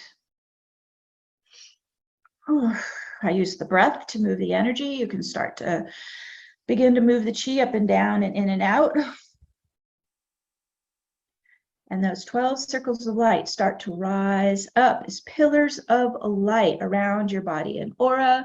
And they're operating like tuning forks. They're humming and toning with the 12 sound waves of the 12 dimensions. We hear this as the phi harmonics in our human ears, earthly ears, as the sacred sound of Om. And so as those pillars, those tuning forks are oming around you, they begin to start to move, and they start to rotate right to left, anti-clockwise, front to back, right to left, anti-clockwise rotation. All right, there they go. They're starting to spin up. And as they begin to accelerate the spin, because we're fractally expanding, going faster and faster, they begin to blend and merge and become a vortex of diamond light spinning around your body and aura. Ooh, there it goes. Excellent. And it's starting to open and expand your field up and out into the higher dimensions. Just breathe into it, opening out, expanding. Good. And then it begins to go even faster towards the speed of light, anti-clockwise. and beginning to dissolve and remove the veils, time density, time barriers, opening all the way out to the quantum level. Whew, let it release through you. Whew, there goes. Whew, opening us up to both the physical realm and the spiritual realm simultaneously. And it allows us to come more inside and focus into the chakra channel, chakra pillar, running right up the center of your body. It's the main conduit of your Merkaba torus. As Metatron's cube is spinning and active, it's starting to communicate with your star tetrahedron Merkaba inside your light body to begin to activate it, turn it on. Oh, just keep breathing into it. Also, let's go ahead and activate the resurrection spiral. So we're turning back down to Metatron's cube at your feet, grounding onto it. And we begin to activate a second spiral rising up from Metatron's cube. It's a tighter spiral. It's still anti-clockwise. It's rising up to your root chakra. This is the resurrection spiral. So as it spirals upwards, it's doing a clearing. It's doing a spin out. Okay, so rising up to the root chakra, spiraling up all the chakra centers, clearing, moving out density, trauma, memory as it rises up the chakra channel, opening your channel as a direct pathway all the way up to your higher self at the top of the 12th chakra, 12th gate, all the way up. Opening, clearing, flushing out, spinning out, releasing out into source light of transmutation light. Opening your channel, the resurrection spiral is moving upwards, activating more of the dimensional frequencies of these higher chakras. And as we go all the way up to the top, connect to your beloved higher self at the 12th chakra. 12th gateway, I always do like a heart-to-heart bond with my higher self. Your higher self is your guardian, your guardian and gatekeeper of your channel. Oh, there we go, connecting. So we have to rebuild this connection, heart-to-heart bond. If it helps, you can envision an infinity of light from your heart to your higher self heart. Oh, and your higher self opens that 12th gateway. And this is how we connect to our divinity, connecting to your divine soul presence. Your soul is made of light and sound, connecting to your soul's signature light and your soul sound waves, your tones, your harmonics, your frequencies. Get a lock on your soul light frequencies. And we're going to reverse, using the vortex now to spin, coming down. You're an open channel now, breathing down and in, soul light frequencies coming down. This is the inflow. Breathe in, coming down the crown, filling into all the chakras in your body. Soul light frequency. Breathe in, fill in, spin in, receive in. Ooh, there it goes. So light frequency. This is your soul stream coming all the way down to the lower human chakras, into the root pelvic floor, like your soul is sitting into your hips. Good. Filling you inside, particularly in your pillar of light. Let's send that soul stream into your heart center, into the heart crystal that runs your Merkaba torus, and fill the heart crystal. Crystals intensify, they amplify. Ooh, there you go. And as we blast it with your soul light frequencies into the heart crystal, ooh, it intensifies like a big starburst of your soul light in all direction at the heart crystal, feeding into the Merkaba torus. Oh, there it goes. Good. Activating more of that crystal portal, crystal engine of the Merkaba.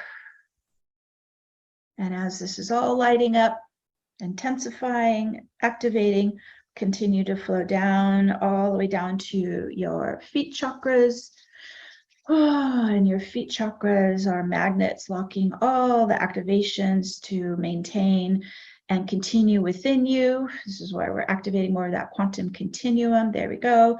Feet, locking it in, grounding it in. You can tap on your arms, your legs, making this earthbound, bringing it into the physicality. Bringing more of your divine soul and human to merge as one within your pillar of light. Ooh, there it goes. And as it locks in, grounds in, takes hold, merges in. That completes our activation of the resurrection spiral. And so it is. And we'll go right back here to the free gifts.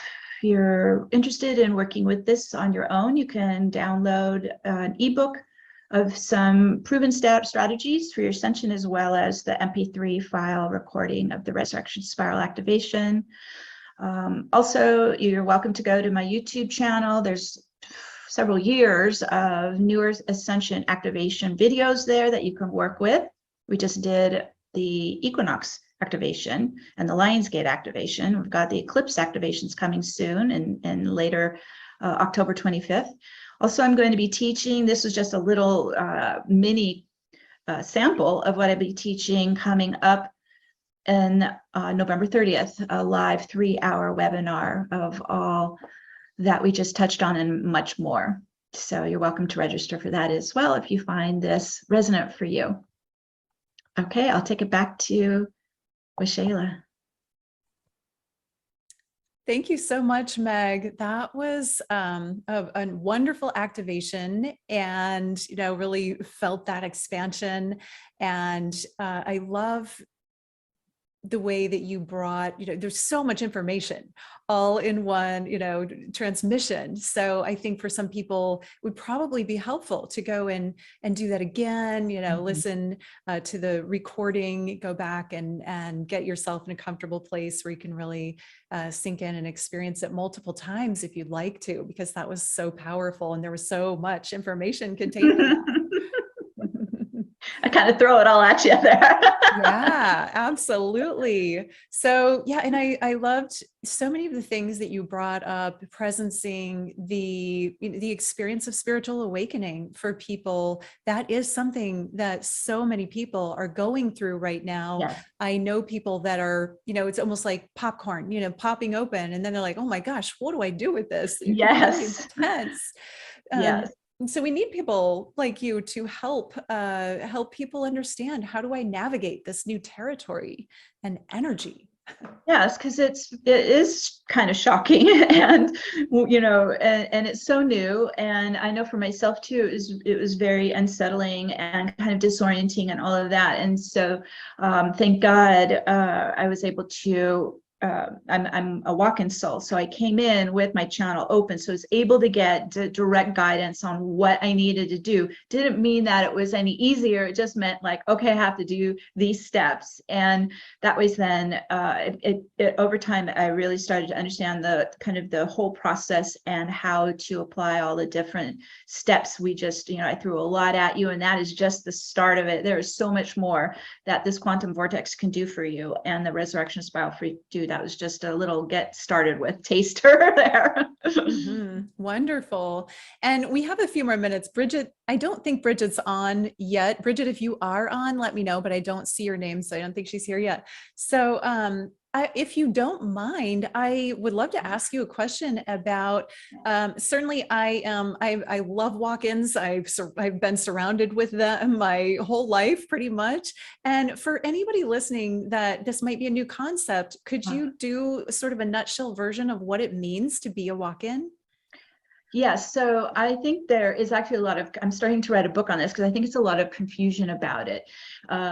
What we just did was a process of bringing the soul in and embodying the soul. So we begin to, in a way, transition away from the ego running, the mind, the heart, the body, the field, the life, and more of following and letting the soul guide the life. So a lot of people think that's walk-in. That is not walk-in. Okay, walk-in is where there has been an agreement prior that a soul is vacating an incarnation, and it gives an opportunity for a visiting soul to step in without having to go through the whole birth canal and all of that. So I came in when she was about 34, and although I was actually in subspace in the field since about 1 year old, but the full Kundalini soul all the way in was at 34.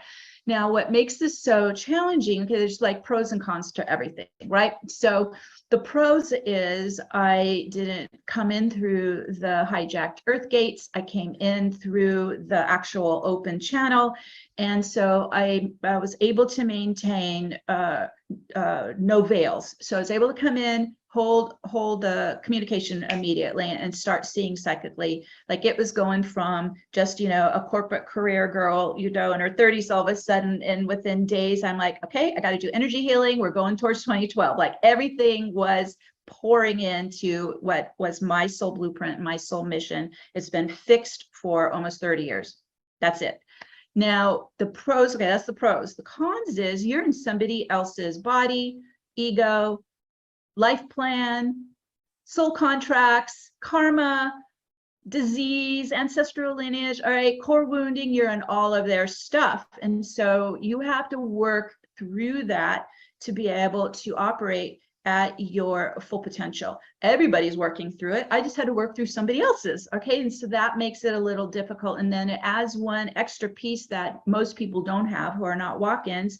I had to decompose all the genetics so I could actually activate my own galactic code and operating system and blueprint. So you go through, in a way, I've had several NDEs, you go through the whole death process, disease process, dying process. It's brutal. I don't recommend it. But for those who do want to actually embody their own Merkaba Taurus light body, you're going to need to decompose the original, what we call the natal soul, the original soul's genetics, history, all of it. I think a lot of walk-ins are not doing that step. I was never going to be satisfied until I did that step. And so I think if that's, you say you know a lot of walk-ins, I'm wondering if they've actually gone. It's taken me almost 30 years to do all that. Yeah, I'm not sure. That's fascinating. And when you say to decompose, I know it doesn't come, being a walk-in probably doesn't come with a guidebook. So no.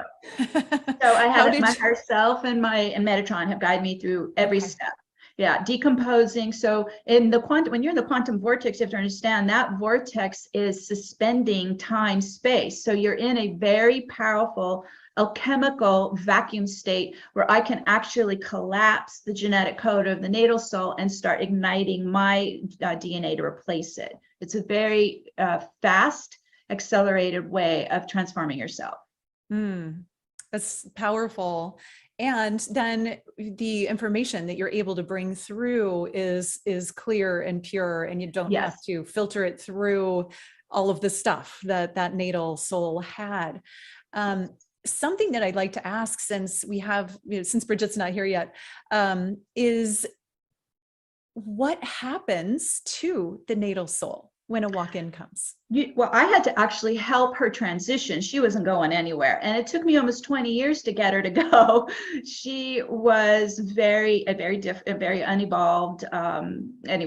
So I had to help her. I cleared her karma. I helped heal her wounds. Like she got, a lot of benefit from being basically two souls in one body. It was kind of schizophrenic in a lot of ways, but finally helping her relinquish and transition.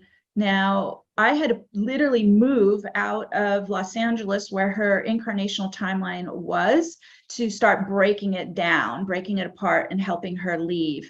So that's, again, another question to ask of your walk-in friends. Are they a dual soul, or did they have to help that soul transition, or did that soul actually leave when they came in? Most don't. Yeah. Yeah. And I know that there can be a braid as well, where there's sort of a share, like you alluded to a time that you felt a little schizophrenic because there was a braid of two souls in one body. And I have known, I have known people that have that experience, it seems it's a lot to navigate and confusing to the Very mind. confusing. And people would say they'd see her come in, my eyes would change, my face would change, my energy would drop. She was mean. I mean, it was very clear who was there at that present moment until I could finally help her heal enough to release and go. Wonderful. And so was this a pre-incarnational agreement? Did you Yes. agree upon this ahead of time? And I think one thing I'd like to clear from people's minds is if they're saying, well, what did you like take a body? You know, I'm sure that comes up in people's minds. So she almost died at 1. And so that was the entry point. And that's when we agreed that I would come in. So she was already starting to relinquish the body and the incarnation. I wasn't planning to actually be here. My soul's actually a guardian angel and I work from the higher dimensions, but the planet, you know, I don't know, after the harmonic convergence in 87, things were not moving along as planned. And so quite a few, I work with a handful of walk-ins. None of us we're all angelics. None of us were planning to be here. So it's a kind of getting, you know, troops on the ground, helping to really shift the frequency on the planet, and all the light workers working with thousands of light workers to get them also out of the matrix, out of all the conspiracies, to begin to actually get free and clear with their channel and do what they're here to do. So we lift this whole planet up into 5D to 12D. Fascinating. I love it. Thank you for sharing that and helping us get a little deeper into the understanding. I find the walk-in phenomena so interesting and important. And I do feel like, you know, it's a different thing, but in embodied ascension, we are inviting larger parts of ourselves into our physical incarnation. And so to understand how to open up, expand, and allow more of ourselves is not the same, but similar to a type of experience, allowing more of ourselves to walk in. Yes, we're doing the same technique, but it's just who's coming in may be different. Yeah, exactly. Well, I do see that Bridget is here now. So Meg, thank you so much. That was fascinating. Thank you for having Also, me. I wanted to say that your artwork is just gorgeous. I find it very activating and opening. Thank you. I have some great graphic artists that I've been working with them for years because I'm very visual as well. So yes, thank you. Yeah, beautiful. Thank you so much. Really appreciate you. Okay. All right. So that was fun. And now I see, and Bridget, I saw you come in. I just want to make sure, go ahead and say hi so I can find you. Hello. There you are. Hello. I'm so excited to have you here and see you. So this is, again, not Bridget's first time on Portal to Ascension, but it is your first time on the Alchemy of Ascension. So I love to just kind of share a little bit about your history and what you've been up to. And so Bridget Renee Holliday is a starseed, a channel, multidimensional medium, and a galactic ambassador of unity consciousness. She holds frequencies of unity consciousness and anchors them into the human experience. As an ascension contact specialist, she communicates with the high realms and assists others to expand and embrace those innate connections within themselves. Bridget specializes in mentoring starseeds within their ascension journey to remember who they are beyond the earth experience and that they have trained lifetimes for what they're here on earth to do. And that is so important because sometimes we just need a little help figuring everything out. And so today, Bridget, your subject is Starseed Expansion Catalysts, Consciously Creating New Earth. I am so excited to hear what you have to share with us today. Thank you for being here. Oh, thank you, Waxela. I'm so happy to be here with you. And thank you to Portal to Ascension. And really thank you to everyone who's here joining us and who will be on the replays. Oh, this has been so amazing so far. I've actually been on Portal to Ascension live listening, and it is so beautiful. And I think it's so synchronistic how all of this has flowed today into what I'm here to talk about, which is what Waxela just announced. So a lot of information has been coming through for all of the people that I communicate with, I'm on an app called Clubhouse a lot. And we hold rooms multiple times a week at night.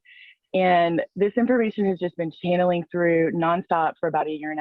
So I am so grateful to be able to share it with everyone today. And really what we're talking about is as star seeds and, as we awaken and embody more of our higher frequencies, more of our star seed frequencies, we are now able to begin to anchor those into the human experience. And I know a lot of starseeds, when we awaken, or even if we're born awakened, when we have our starseed activations, right, where we have those remembrances come in and we understand that Earth is not our primary home, and we start to really, get all of these amazing experiences where we're having, these beautiful journeys and this downloaded information. Earth is really intense and full of contrast right now, right? And a lot of starseeds want to, kind of not be fully embodied. And here is your encouragement. If you are like that right now, drop into your heart, look at your specializations and masteries and geniuses that you have brought with you from so many lives, both from within the human Earth experience, if you've had life other than the one you're currently living, but also from all of your star lineages. And you don't come to Earth unless you're a master.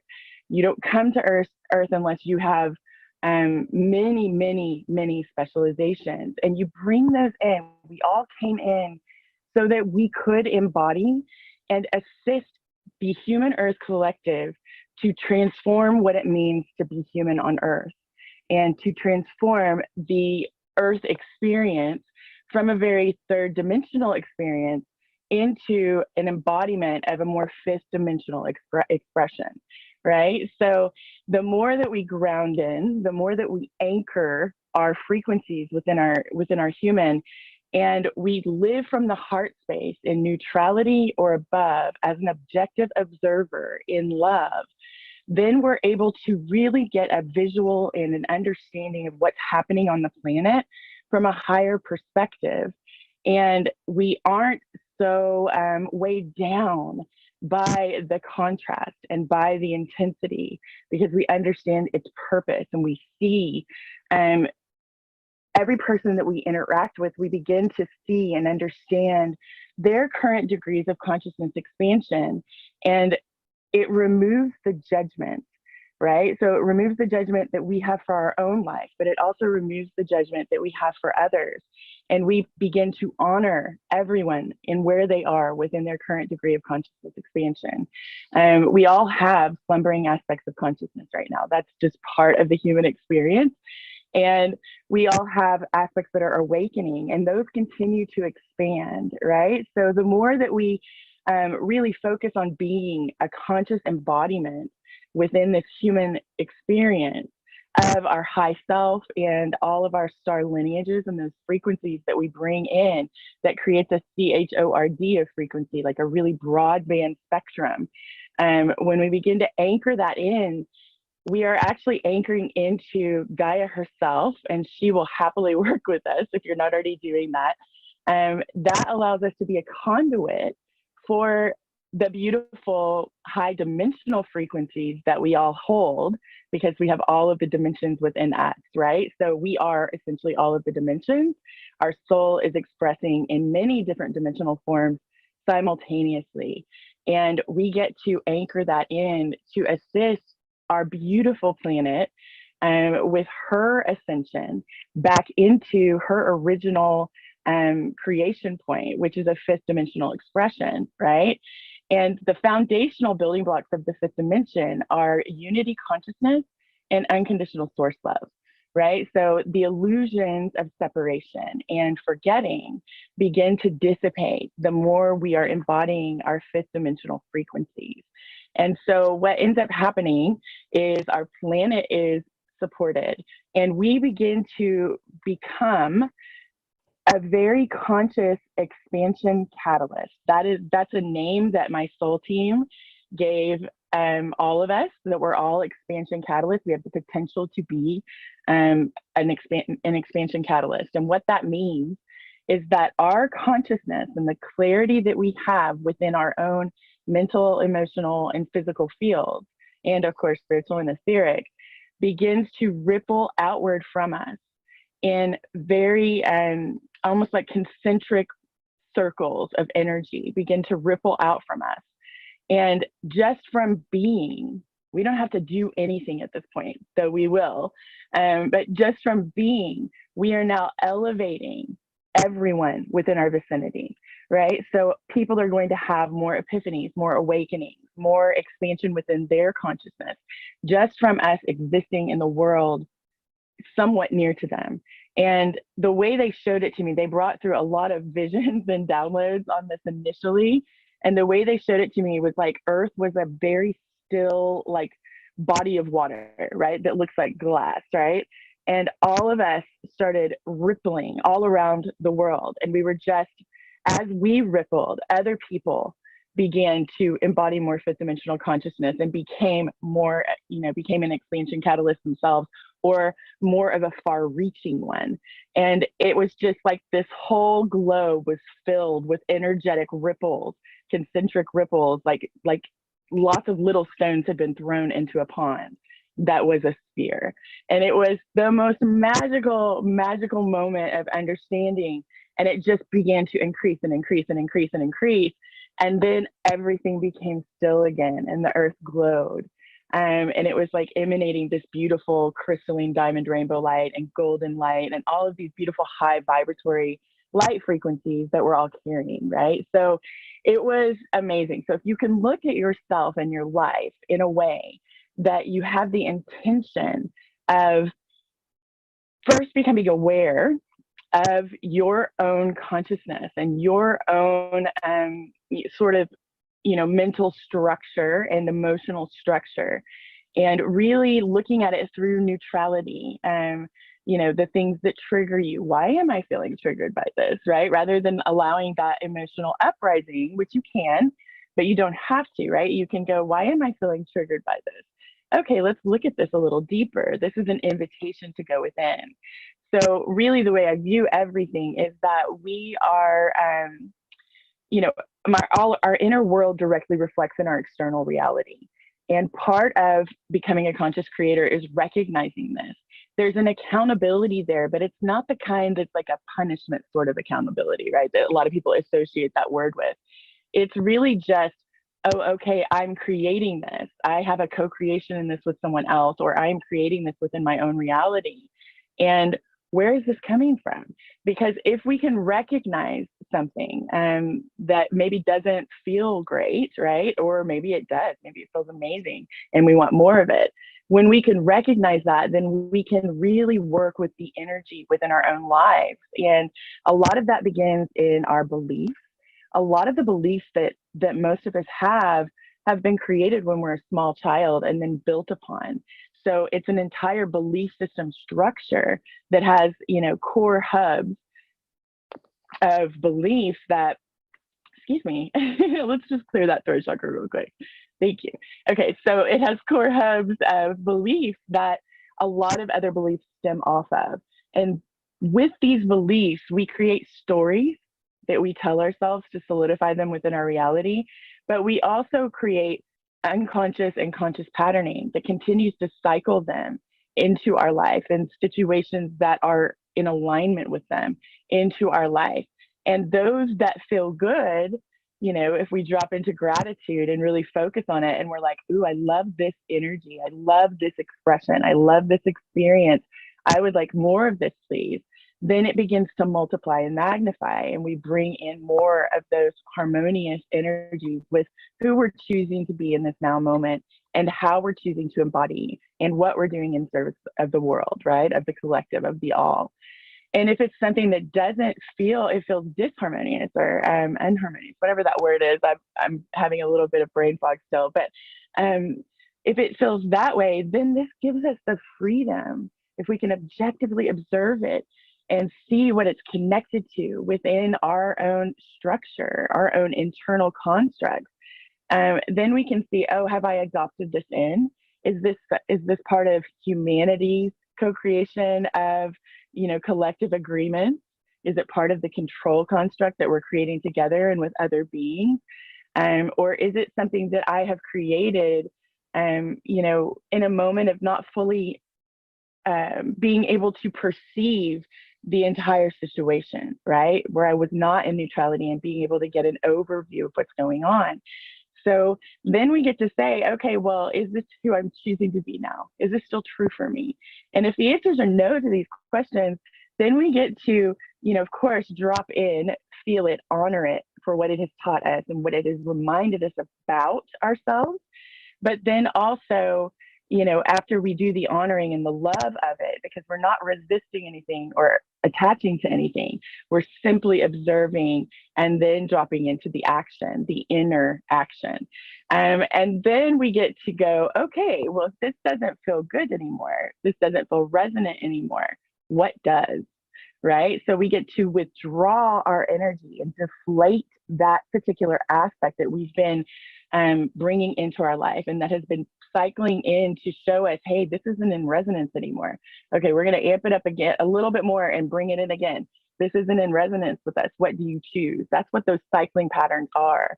They're an indication to go within, to drop into our hearts and drop into our inner knowingness and say, is this in alignment with me anymore?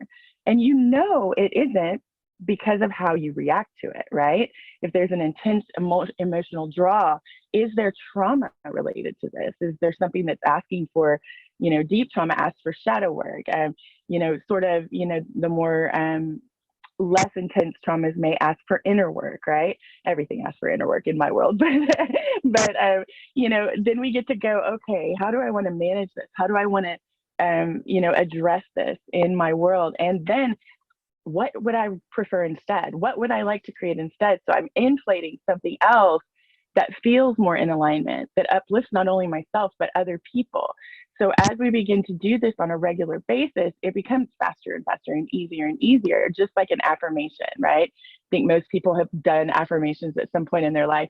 And when you first start to do one that you don't believe yet, you'll have resistance pop up in yourself, right? And then you deepen into it and try to understand it and, you know, kind of dive deeper into it, but you keep repeating it.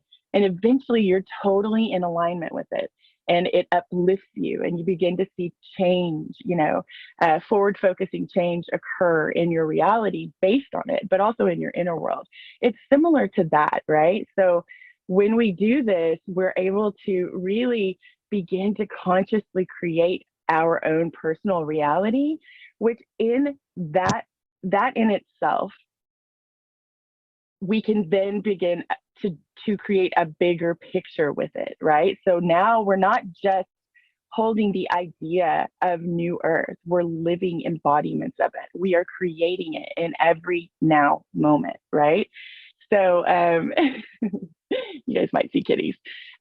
So we are, you know, then moving into being a conscious creator of our reality, but also we're holding more of that fifth dimensional unconditional love, anchoring in that unity consciousness that we all have and we are all expressing as in multiple source expressions is what I like to call them. We'll call them lives, even though all of them aren't necessarily in physicality.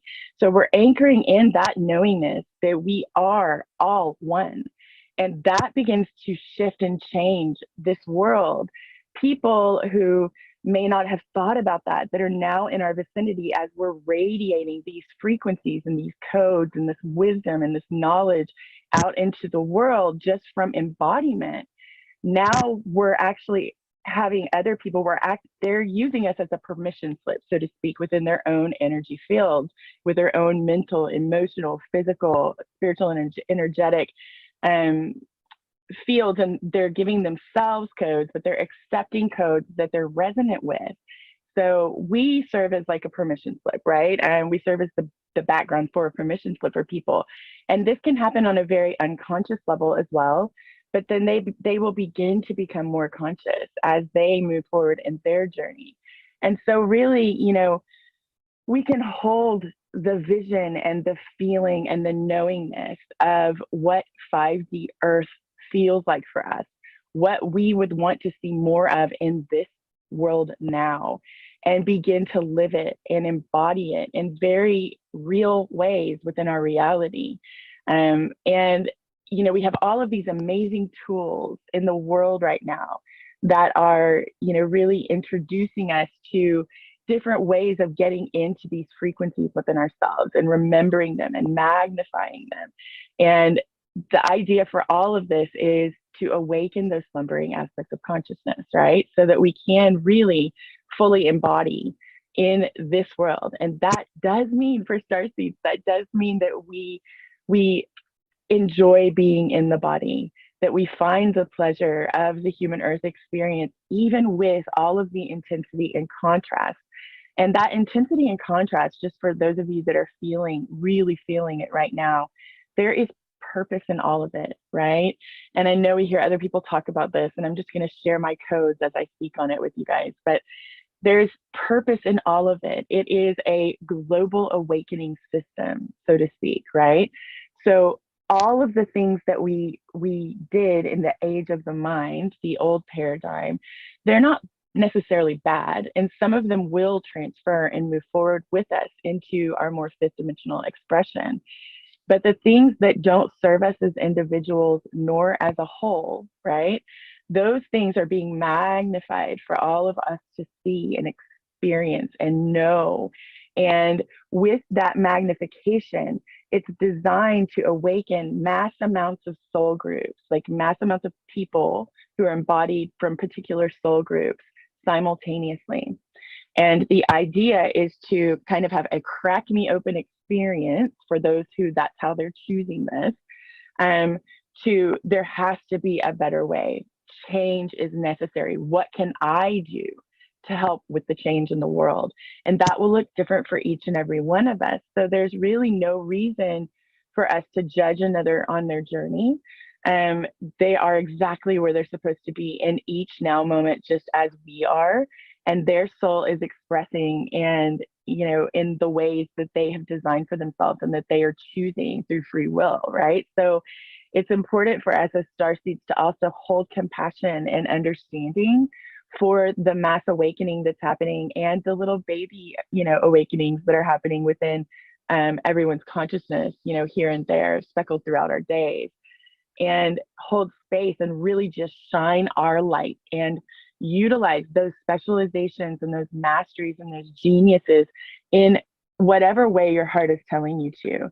And for a lot of us, it's going to be being seen and felt and heard in a much bigger way than we are probably comfortable with, myself included. At first, I was petrified of public speaking a year and a half ago, right? So, you will make it through it, and trust your team and trust your intuition, and remember it's not about you. And that's what works for me, at least. So if that can help you, if you're one of those people, it's not about me.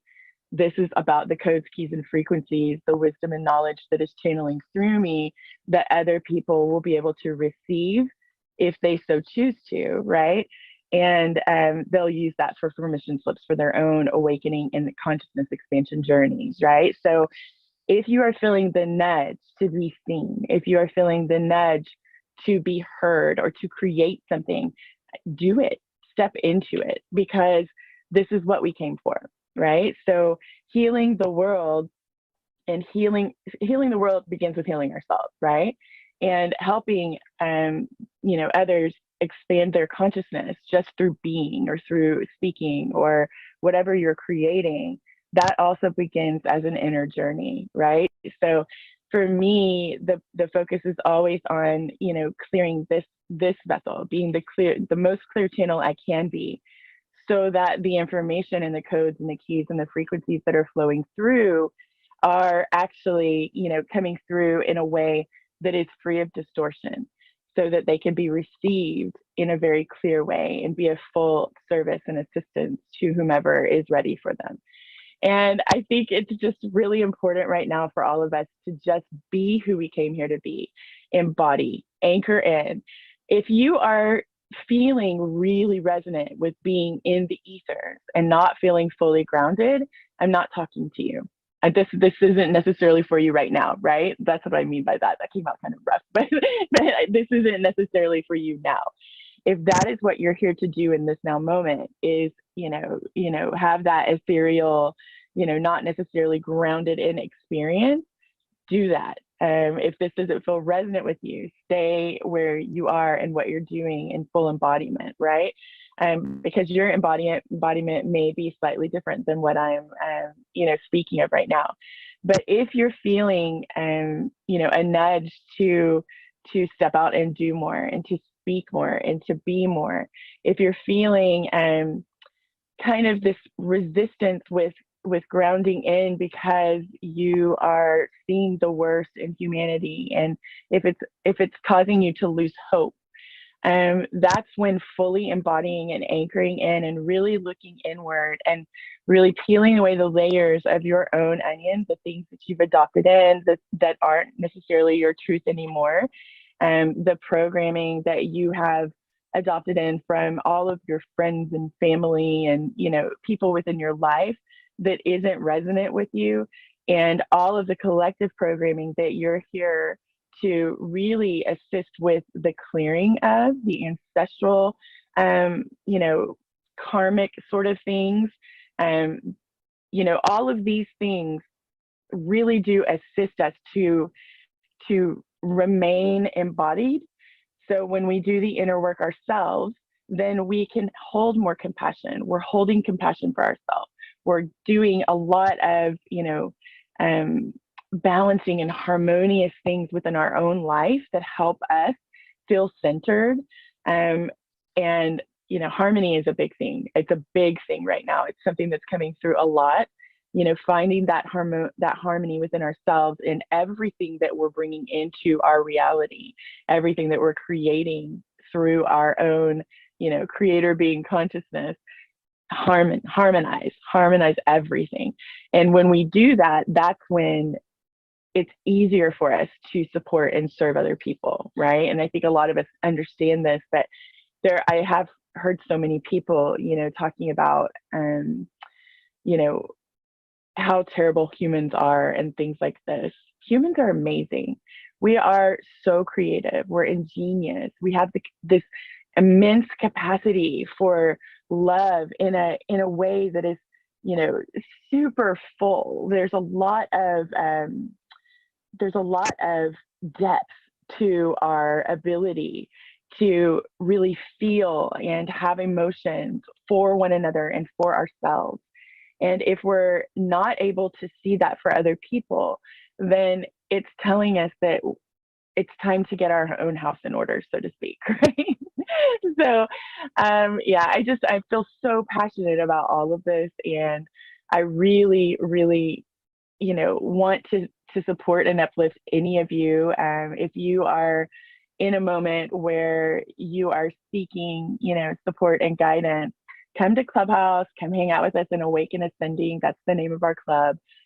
We do this multiple times a week where we support people within their journey. Starseed, we have Starseed specific rooms and all kinds of things. So if you're feeling like you don't have a community and you feel alone, I've seen a number of people in the chat on Portal saying this during this event.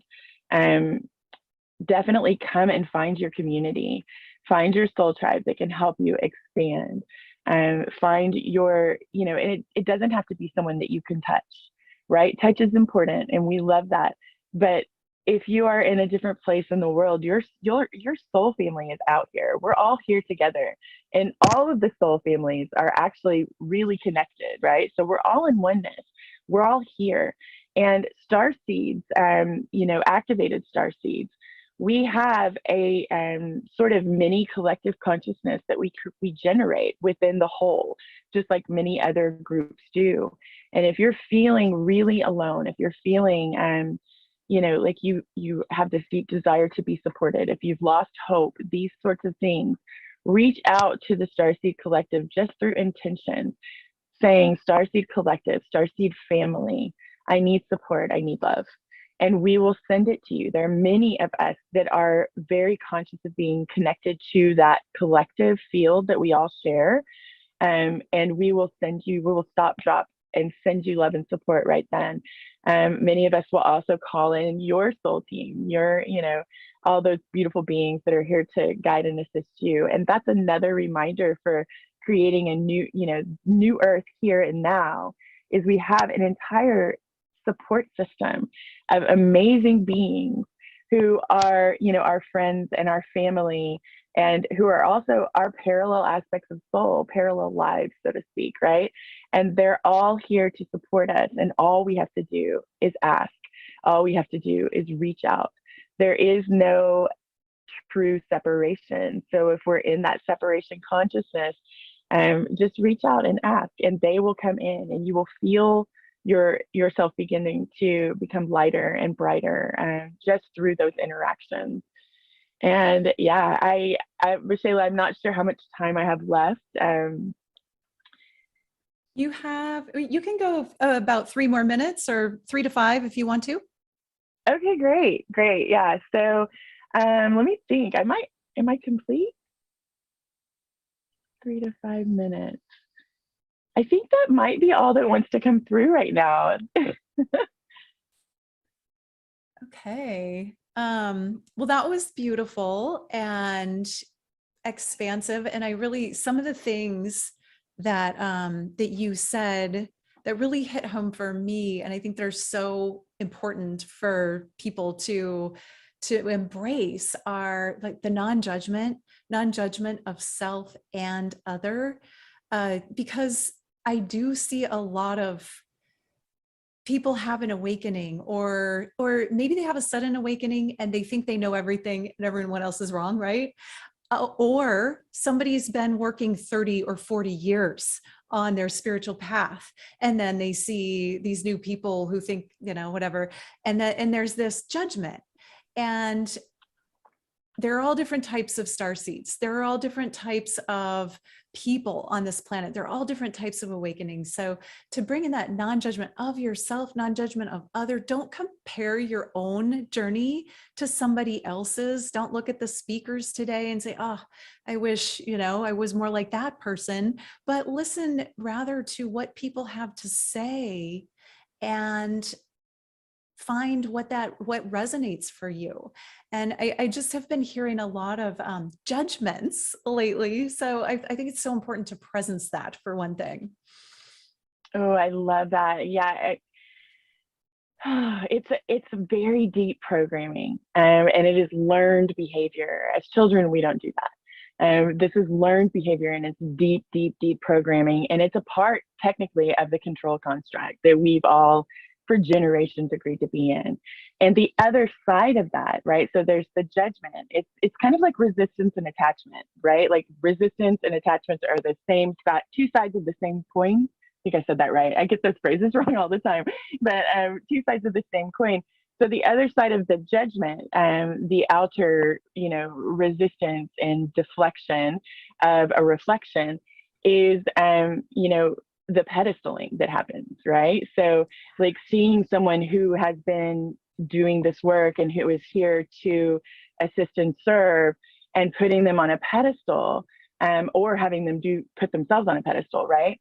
Those frequencies are old paradigm, and we can let them go now. If you see someone that is really shiny to you in one way or another, right, and lights you up, that's actually an indication that there's something within your own consciousness that's asking to be brought in and embodied in your life, right? So rather than put them on a pedestal, start paying attention, and then look within and see, okay, this is being asked of me to embody myself, or it wouldn't be as shiny in them as it is, right?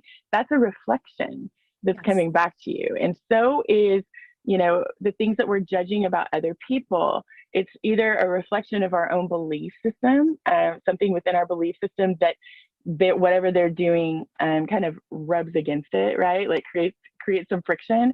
It can be so many different things, right? But it's always a reflection. It's a reflection of how we are with ourselves when we're judging someone else. And it's time for us to just let it go. Have that beautiful journey, that beautiful love relationship with ourselves, and the support ourselves like we do the people that we love the most in the world, with no strings attached, right?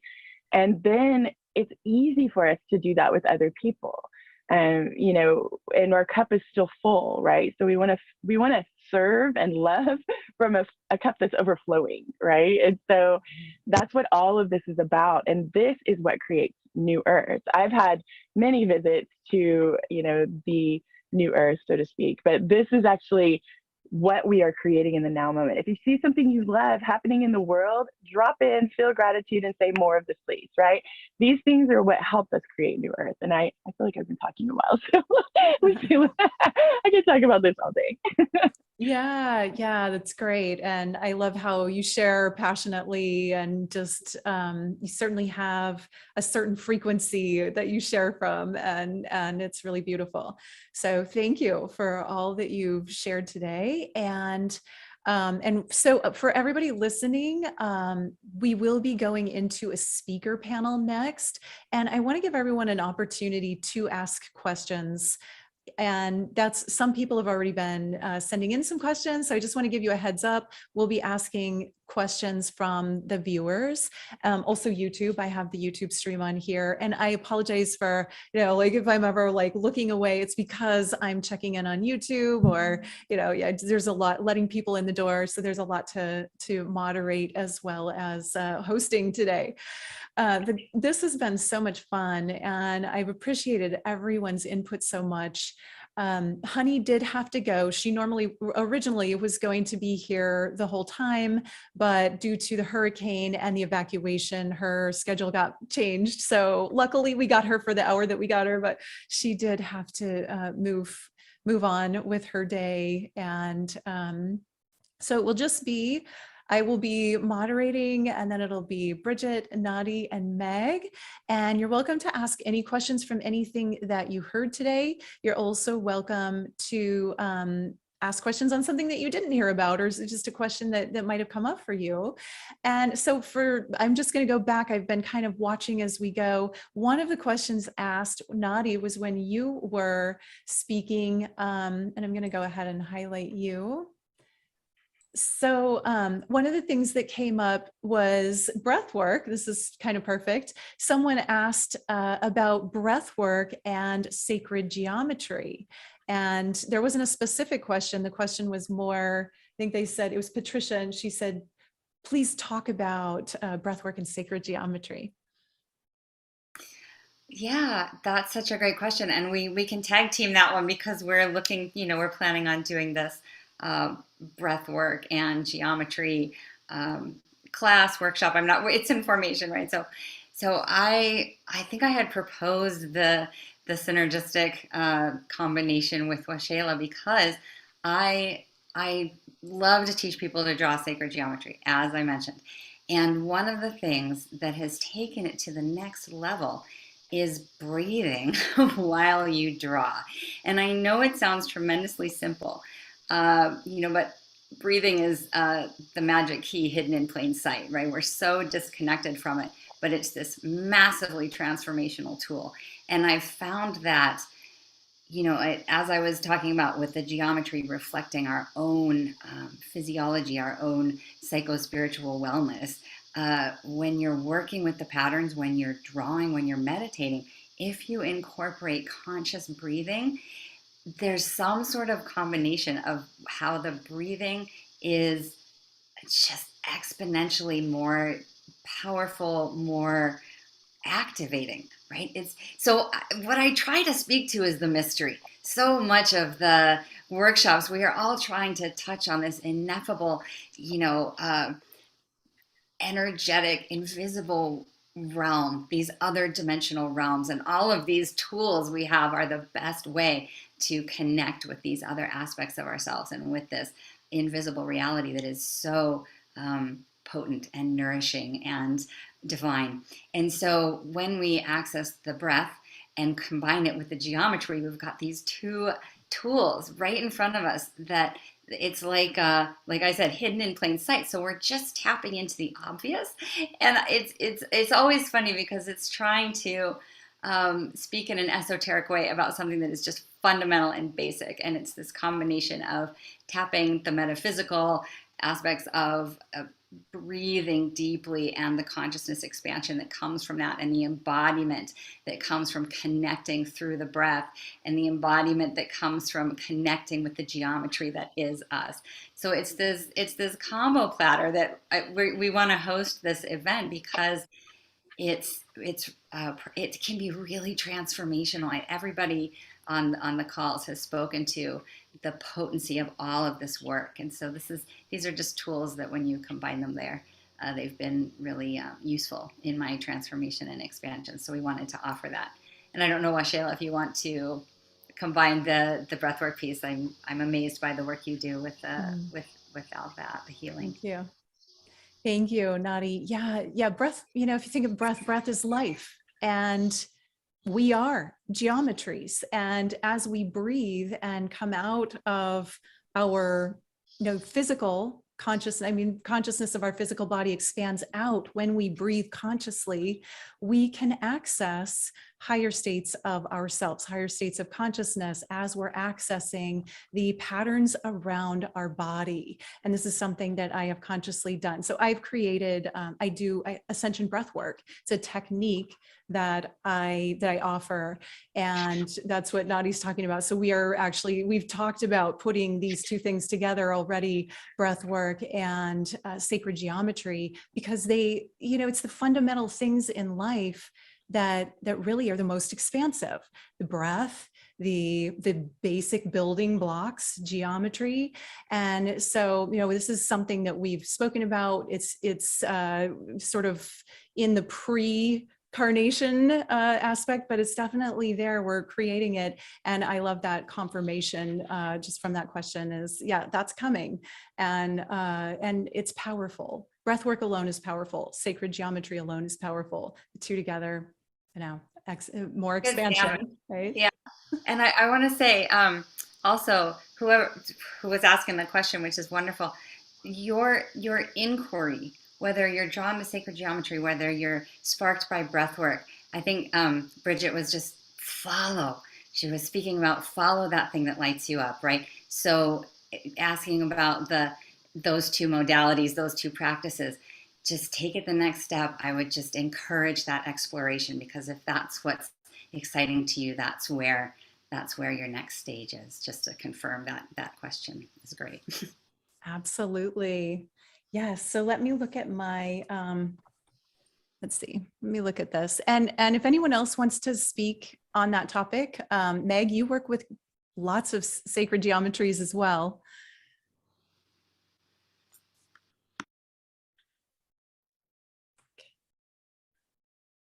I use the breath for the inflow outflow of the move chi into, it's like the pranic breathing or kundalini breath, as we're doing the activations, especially of the sacred geometry, as well as using the sacred geometry to do transformative work or alchemical change. And I cannot do one without the other. So the breath just started actually happening naturally for me when I would focus on the sacred geometry activation, Metatron's cube activation. So it's, in a way, you're activating the entire all the layers or levels or bodies of your field into that, what we call the 0 point pulse. It's the expansion and the contraction of the life force. So as you're breathing in and out with the creative alchemy that's happening in that transformation point. So it's I think it's a great recommendation that you guys are doing and bringing that up. It can't happen without the other. Wonderful. Thank you. Okay, Bridget, we have a question for you. Someone wants to know, what is the benefit of knowing your starseed origin? Oh, there's so much. So knowing your starseed origins, because we have many, right? There's so much. It helps you remember who you are at the core essence of your being. So the way our soul incarnates is simultaneously throughout a lot of different lives, at least in my understanding of it, right? And these are all different dimensional expressions, but it can be, you can have 5 lives in a 5th dimensional expression or whatever, right? But when you begin to really access those lineages, then it's like a kind of unlock aspects of your remembrance that enables you to really consciously embody those frequencies that you have from that, but also the wisdom and the knowledge from those particular lives. And when you, like someone that identifies, they hear about Pleiadians for the first time, Odds are they're going to, at the core essence of their being, have a very heart-based, open, expansive kind of, free-flowing love vibe to them, right? And that's kind of how Pleiadians are, right? I mean, just think of Wendy Kennedy and her ninth dimensional Pleiadian collective that she channels, right? That there's a particular vibe to them.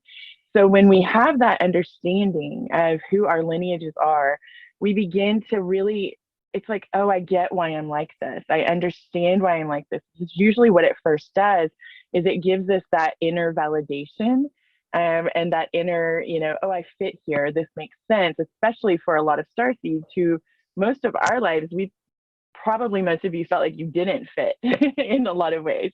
And it gives you that, that conscious support system as well, that is happening both within others who are Pleiadian descent. We'll just use Pleiadians for an example because I think everybody knows about them.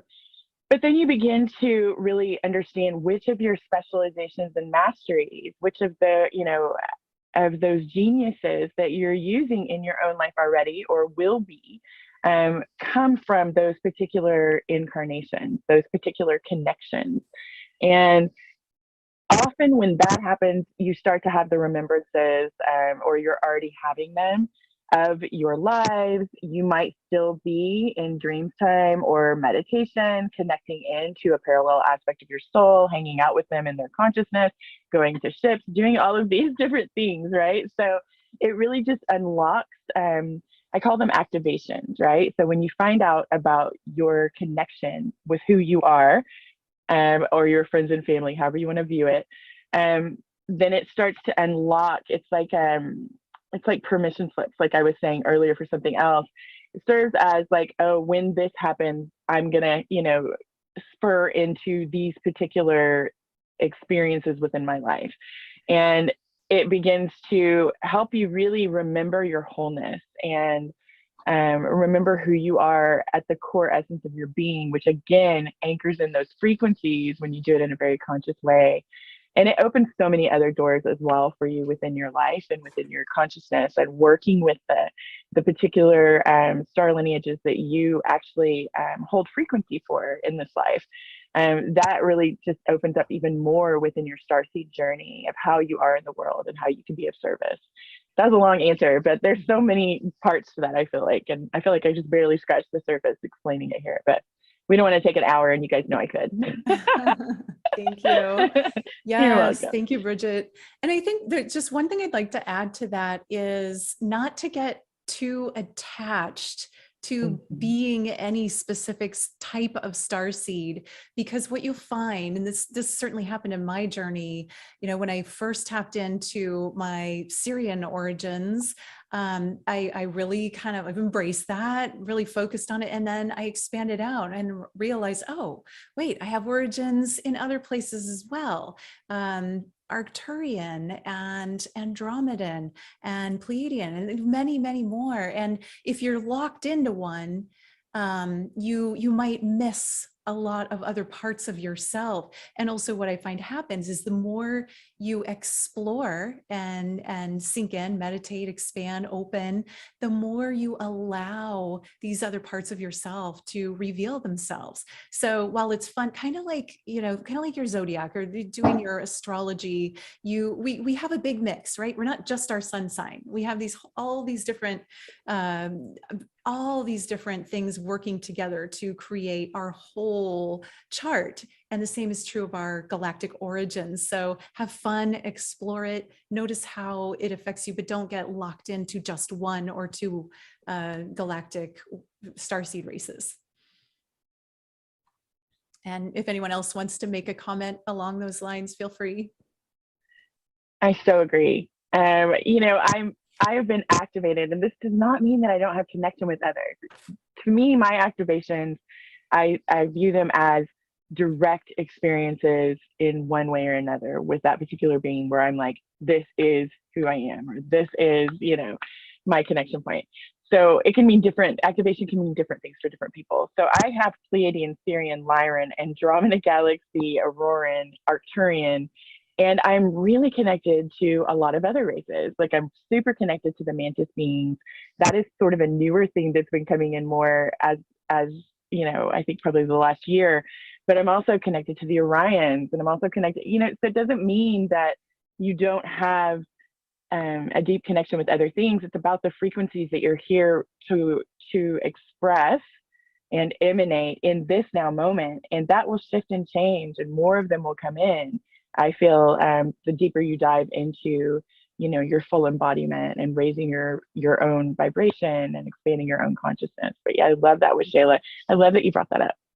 Okay, great. I have Thank you, something Bridget.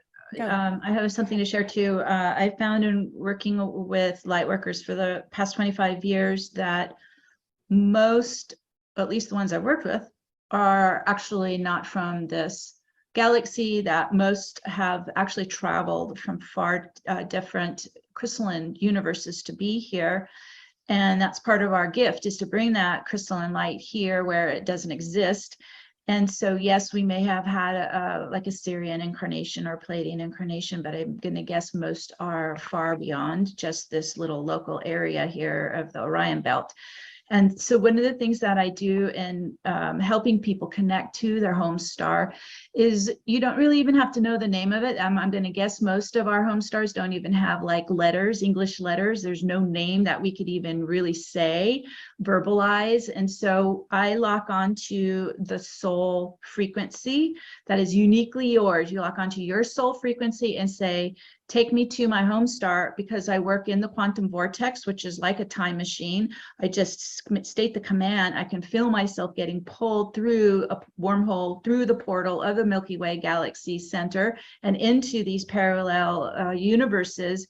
And when you connect to your home star and your home family and your origin, your original soul, that's the starlight, that's the soul light that actually fuels your own light body. You're designed from your origin. You're designed to run on your own starlight.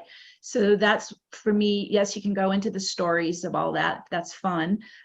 Curious if you're curious, but really you want to connect to your original God spark, your original soul, and your original home starlight, because that's what's going to run your light body. Yes, I love that. Thank you so much, Meg. And there's so many things we have no idea what all is out in the universe, multiverse, right? So there's a lot more than we could possibly name. And I love that. Also, let's keep expanding out and not get like too stuck on just the ones we know about and we've heard about. Right. Absolutely. So we have a great question here from Mark. And it's for anybody that feels called to answer. Beyond intent, can anyone share techniques for bringing one's magical and healing abilities from past lifetimes or incarnations into the present? I can comment on that. People say, well, how do I know what my soul purpose is? How do I know who my soul is? The only way you're going to know is you got to embody it. Otherwise, it's just a concept. So the more that you bring your soul essence in you, you embody it, you ground it in every day, you begin to learn what your origin, your divinity wants to express in the world, is what's interesting, what is the soul interested in, what are their soul gifts that are starting to awaken in you. And because you are bringing in your totality of your divinity, you're bringing in what you already are a master of from other timelines. That's how I'm able to do what I do. My human self doesn't know how to do any of this. This is my soul coming in with all that I've learned and mastered in all space-time to come in now. So keep just focusing on embodying your soul, and then you get to learn who you really are and become the channel for that to move through you. That was like one of my earlier mantras, with I'm a clear and open channel for my soul to work through me. This is where you surrender, you allow in your divinity to be alive and expressing in the world, and that's how you get to know who you are. Mm-hmm. Beautiful. Yes. Thank you, Meg. I would also say, Mark, that in order to tap into those past, if you're asking the question, can I bring my healing abilities from past incarnations? forward to this lifetime, then there must be a part of you that's aware that you have healing abilities from past lifetimes. So I would say to go into meditation and like just allow those memories to come forward. And then, time, we can think of time as a sphere, as simultaneously happening. If there is a part of you that from the past that has healing abilities, that part still exists right now. It's existing simultaneously. So you can draw the energy from that past lifetime into this lifetime. It's also, there's a technique called quantum jumping, where you can sort of jump yourself into that lifetime, bring forward those gifts and abilities that you've had in other incarnations, or possibly simultaneous incarnations that are happening right now, and then have the benefit of embodying them, as we're all talking about embodiment today, embodying those gifts and abilities. And then you can bring them through and manifest them in your current reality right now. Okay, so another question, just from N. It says, I guess it says pinging again, the question about autoimmune diseases, since so many of us are sensitive beings and are experiencing this. Okay, I must have missed a question about disease and autoimmune diseases. And yeah, there is a lot of that going on. Does anyone want to talk about? Oh yeah, here it is. Okay, I found it. I've been dealing with creating and learning from autoimmune disease and things that are causing a lot of physical pain. It's what led me deeper down this path, and I'd love to know how to heal from it and keep giving. From N. I can comment on all that. As a quantum healer, I work with this quite often. I also have had my own history of Epstein-Barr, so autoimmune disease. I find most of it is stemming from viral toxins. And what I found in working with it is it's mostly being fed on trauma. So the more that you heal and clear and delayer your own trauma from this life and past life, you're starving out the viral infection that's contributing to autoimmune disease. In a way, your own system is being, in a way, kind of overwhelmed by really dense layers of trauma. So this is, again, you can do somatic, nervous, kind of neural clearing, body work, quantum healing work, whatever is the modality. You can use acupuncture, whatever you're drawn to. I would dive into it and start clearing childhood trauma, core wound trauma, ancestral trauma, and past life trauma. Most starseeds who incarnated like in Atlantis are loaded with Atlantean trauma. So this is where we have to really start to see ourselves as, multidimensional, multi-timeline beings. And this is, again, I've had from birth allergies. Allergies, again, the body is trying to attack whatever it feels is foreign. It's going after all that trauma. So the more that you heal and clear, you're starving out the reaction, right, where it's compromised. And you're rebirthing with your embodied soul life force, your own Kundalini life force that's regenerating healthy cells, healthy organs. You begin this whole rebirthing process of moving beyond autoimmune disease. Yes, thank you. Anyone else on that one? I would love to just add, that was so beautifully said. And yes, I was like, yes, yes, yes. I would love to also add that sometimes, even for starseeds, right, there is a particular experience or a series of experiences that your soul wants to have. And if we're not listening to that and actively, consciously doing that within our reality, sometimes it will present through illness, dis-ease, and things like that. I have one particular, I'm not going to say who it is in mind, who has a really rare autoimmune disease. And when communicating with the high self, it came out that one of the main goals of this life is to be nurtured in specific ways. And this is actually showing up in the relationship with the spouse that is happening. So my thing, because I do a lot of beyond quantum healing hypnosis, but I also do multidimensional energy healing. When I work with these sorts of things, I communicate with the high self and I realize they can be bartered with for things. So I'm like, okay, so if we can't remove this now, because they'll often say no, if we can't remove this now, and it's a co-creation, there's a being assisting this person to have this dis-ease experience, because we are designed to be in wholeness and fullness all the time. So it's a co-creation. So you can remove the being, the consciousness, but they will come back, right? And I find it's just best to go to the high self. So you can usually work on an agreement. Okay, so if this is not something you're willing to relinquish at this moment, what can they do to bring this into their life in a very conscious way, to counterbalance what is happening with the physicality, and how that is bringing it in? That's the magnetism for whatever it is. So when you can do that, often what they'll do is they'll say, okay, this, and this on a daily basis, this much. I mean, they'll give you a full, almost like routine of what to do and how to do it and how to bring it in. And then you can ask if, when they are resonating with that expression in their life, can we remove this? Will you, high self, remove this? And the answer is almost always yes. So you guys talk to your high selves. Get into a space where you can communicate with your high self and ask those questions, whether you can do it through meditation, through your own knowingness, through your own practice, or a hypnosis session or something like that. But yeah, there's always room for negotiation. Well, I wouldn't say always. There's room for negotiation on most things with the high self. I can't say across the board, but yeah, that's what I would love to add.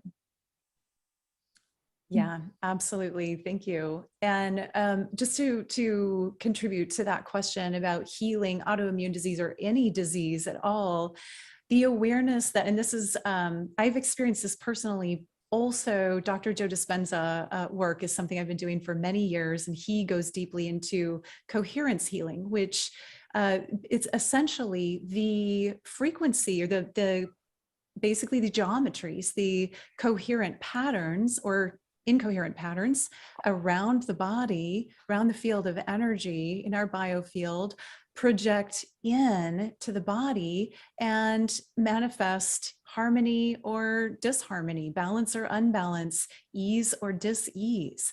So when we have a dis-ease, it's first a pattern in our field. And so if we can work with those patterns in our field and have them become coherent, we can actually cure. We can have spontaneous healings. We can also have slow healings. It's not bound by time, but working with patterns in the field to become coherent actually creates an opportunity for things to heal that science doesn't even have healing things for, like healing techniques for, at least not allopathic medicine.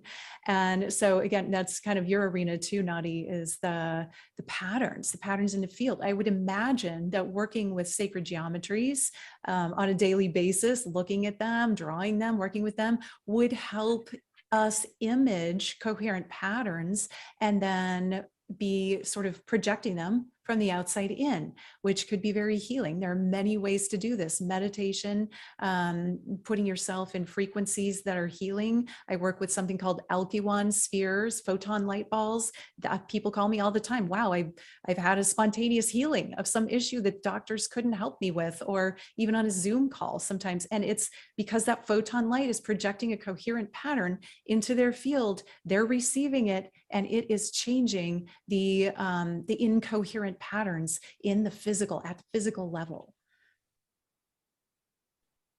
That's beautiful. Go ahead, Nadi. Yeah, I would jump in on that as well with the geometry. Sorry, my cat's in the way. Part of what I've been contemplating as I listen to the conference and go into a sense of self-judgment. And I thought, Bridget, you spoke to that so lovely, and Waxela, just adding being at peace with our own process. And that process can look like a cosmic 2x4 that takes a while for integration, or in my experience, it could take a slow and steady progression, which included the geometry. I mean, it's been years, I could say over a decade, right, of slow and steady commitment, almost daily, but in some way, shape, or form, working with basic patterns. And this could translate from geometry to any kind of spiritual practice, anywhere you find your faith. That slow, incremental, I would say disciplined and dedicated efforts to come into ourselves.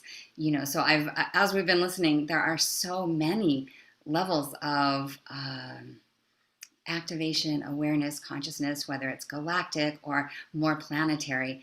That's part of what I love about the geometry is its accessibility, right? Like you can look and go, this is a circle, this is a triangle, here's a square, it leads us to a pentagon, leads us to platonic solids, it leads us to Metatrons, right? I've had a slow progression, and coming to peace with that has been part of the journey. And so I just wanted to add that into the mix, and that there can be really basic, steady gifts, like gifts that are not flashy, they're not glamorous, they're not starseed transmissions. There's a ton of planetary activations that seem mundane in the face of starships, but they're very important, and it's a really great place to start. So yeah, what's right in front of us: breath work, sound healing. Just wanted to put a plug in for the potential of the simple yet accessible tools that have helped me in my transformation. So. Yes, absolutely. Thank you. Thank you so much, everybody.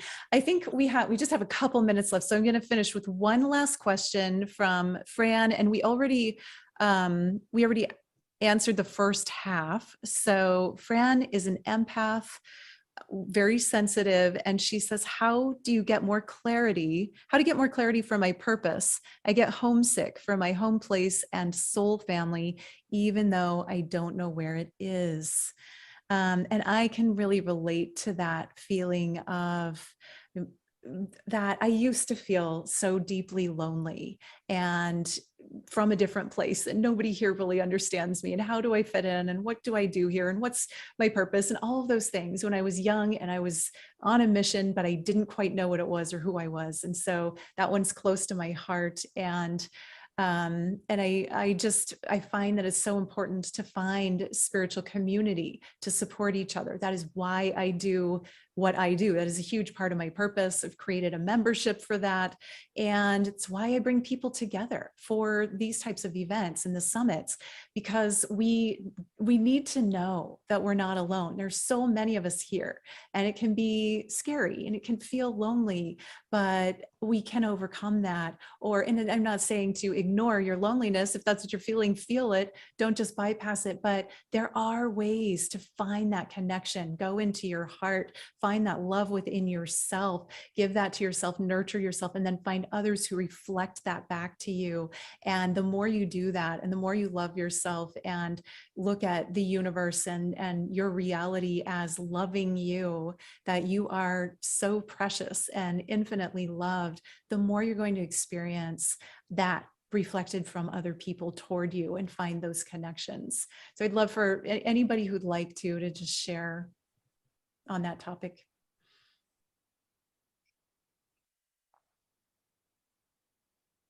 I can just add to that the more that we build the soul connection and embody the soul essence, the more we feel full and whole and complete and not disconnected. And I found any sense of loneliness or feeling alone or feeling abandoned just started to disappear, because in a way I was bringing home inside me. So home is where the heart is, home is wherever I went. I just felt I was home. So I think the more that you focus on delayering the real, what I would call compressed three-dimensional density that keeps us, this is the left brain that lives in time. This is what keeps us separate from our divinity, from our soul essence. The more you meditate, get out of that thinking mind, get into the now, get into coherence, you're able to then merge more and more with your divine soul essence, your soul's energy, your soul's love.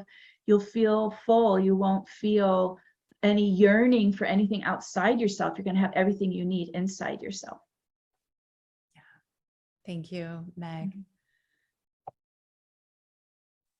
Nadi or Bridget? Yeah, I would agree with everything, right? You know, Meg, the practices over time that bring us back to self, and yet, you know, that's not an instant fix at all.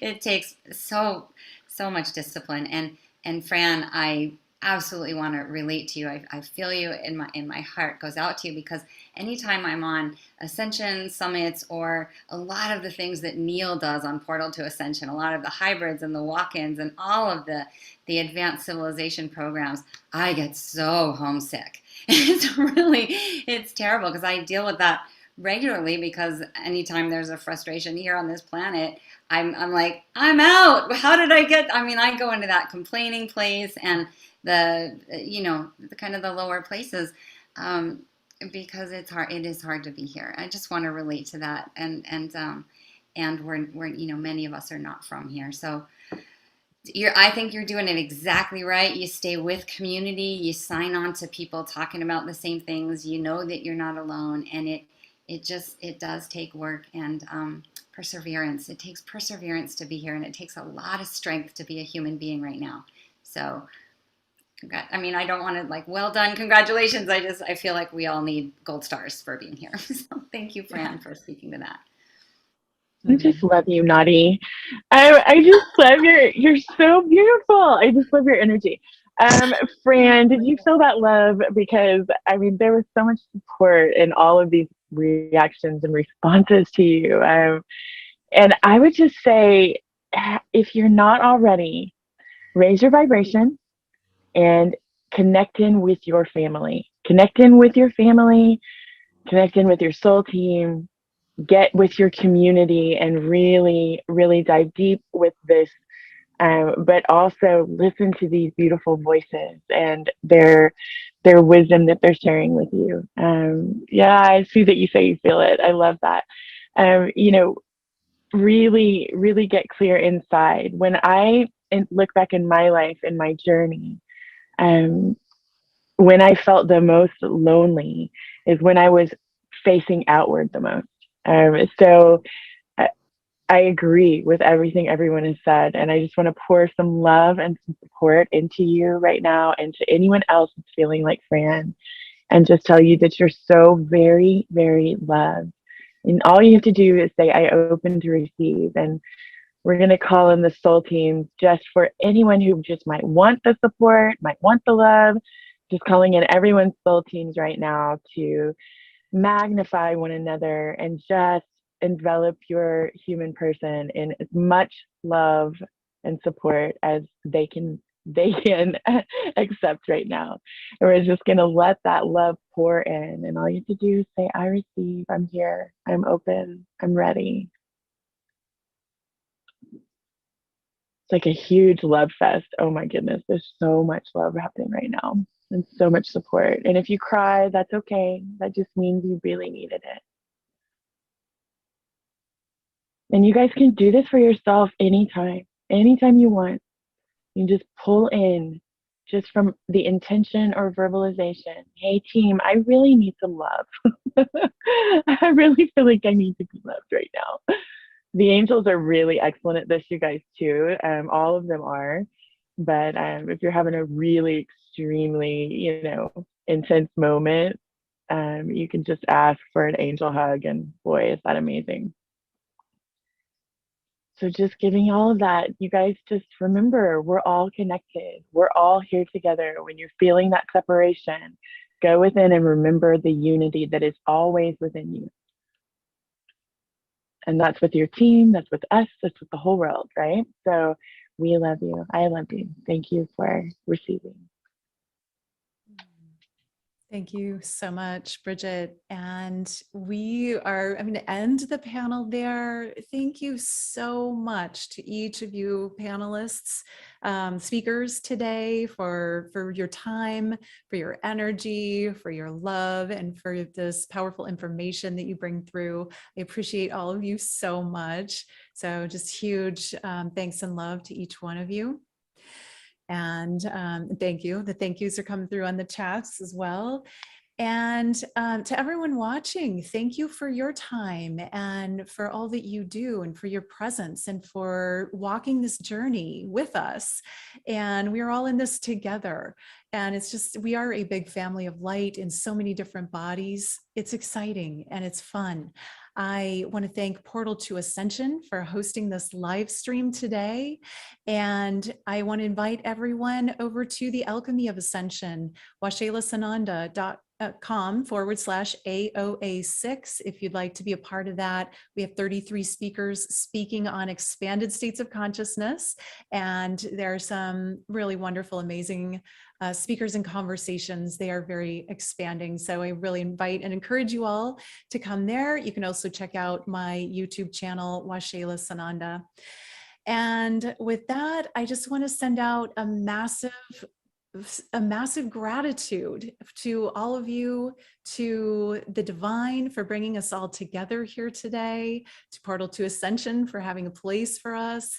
And I'm so grateful after just coming through a hurricane to be in one place, to be supported, to have friends who are willing to host me all day long on a Saturday to do a live in their office. And just, you know, the feeling of being supported really showed up for me after Hurricane Ian, and I'm still without power for anyone that didn't hear that in the beginning.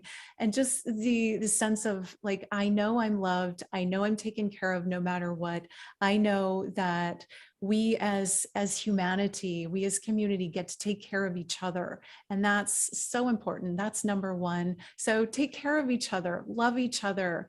Just embrace the people that are around you, embrace your friends, reach out to any of the speakers today that you heard that you want to be a part of their container because you loved what they said, maybe all of them, and just keep showing up. I appreciate you all.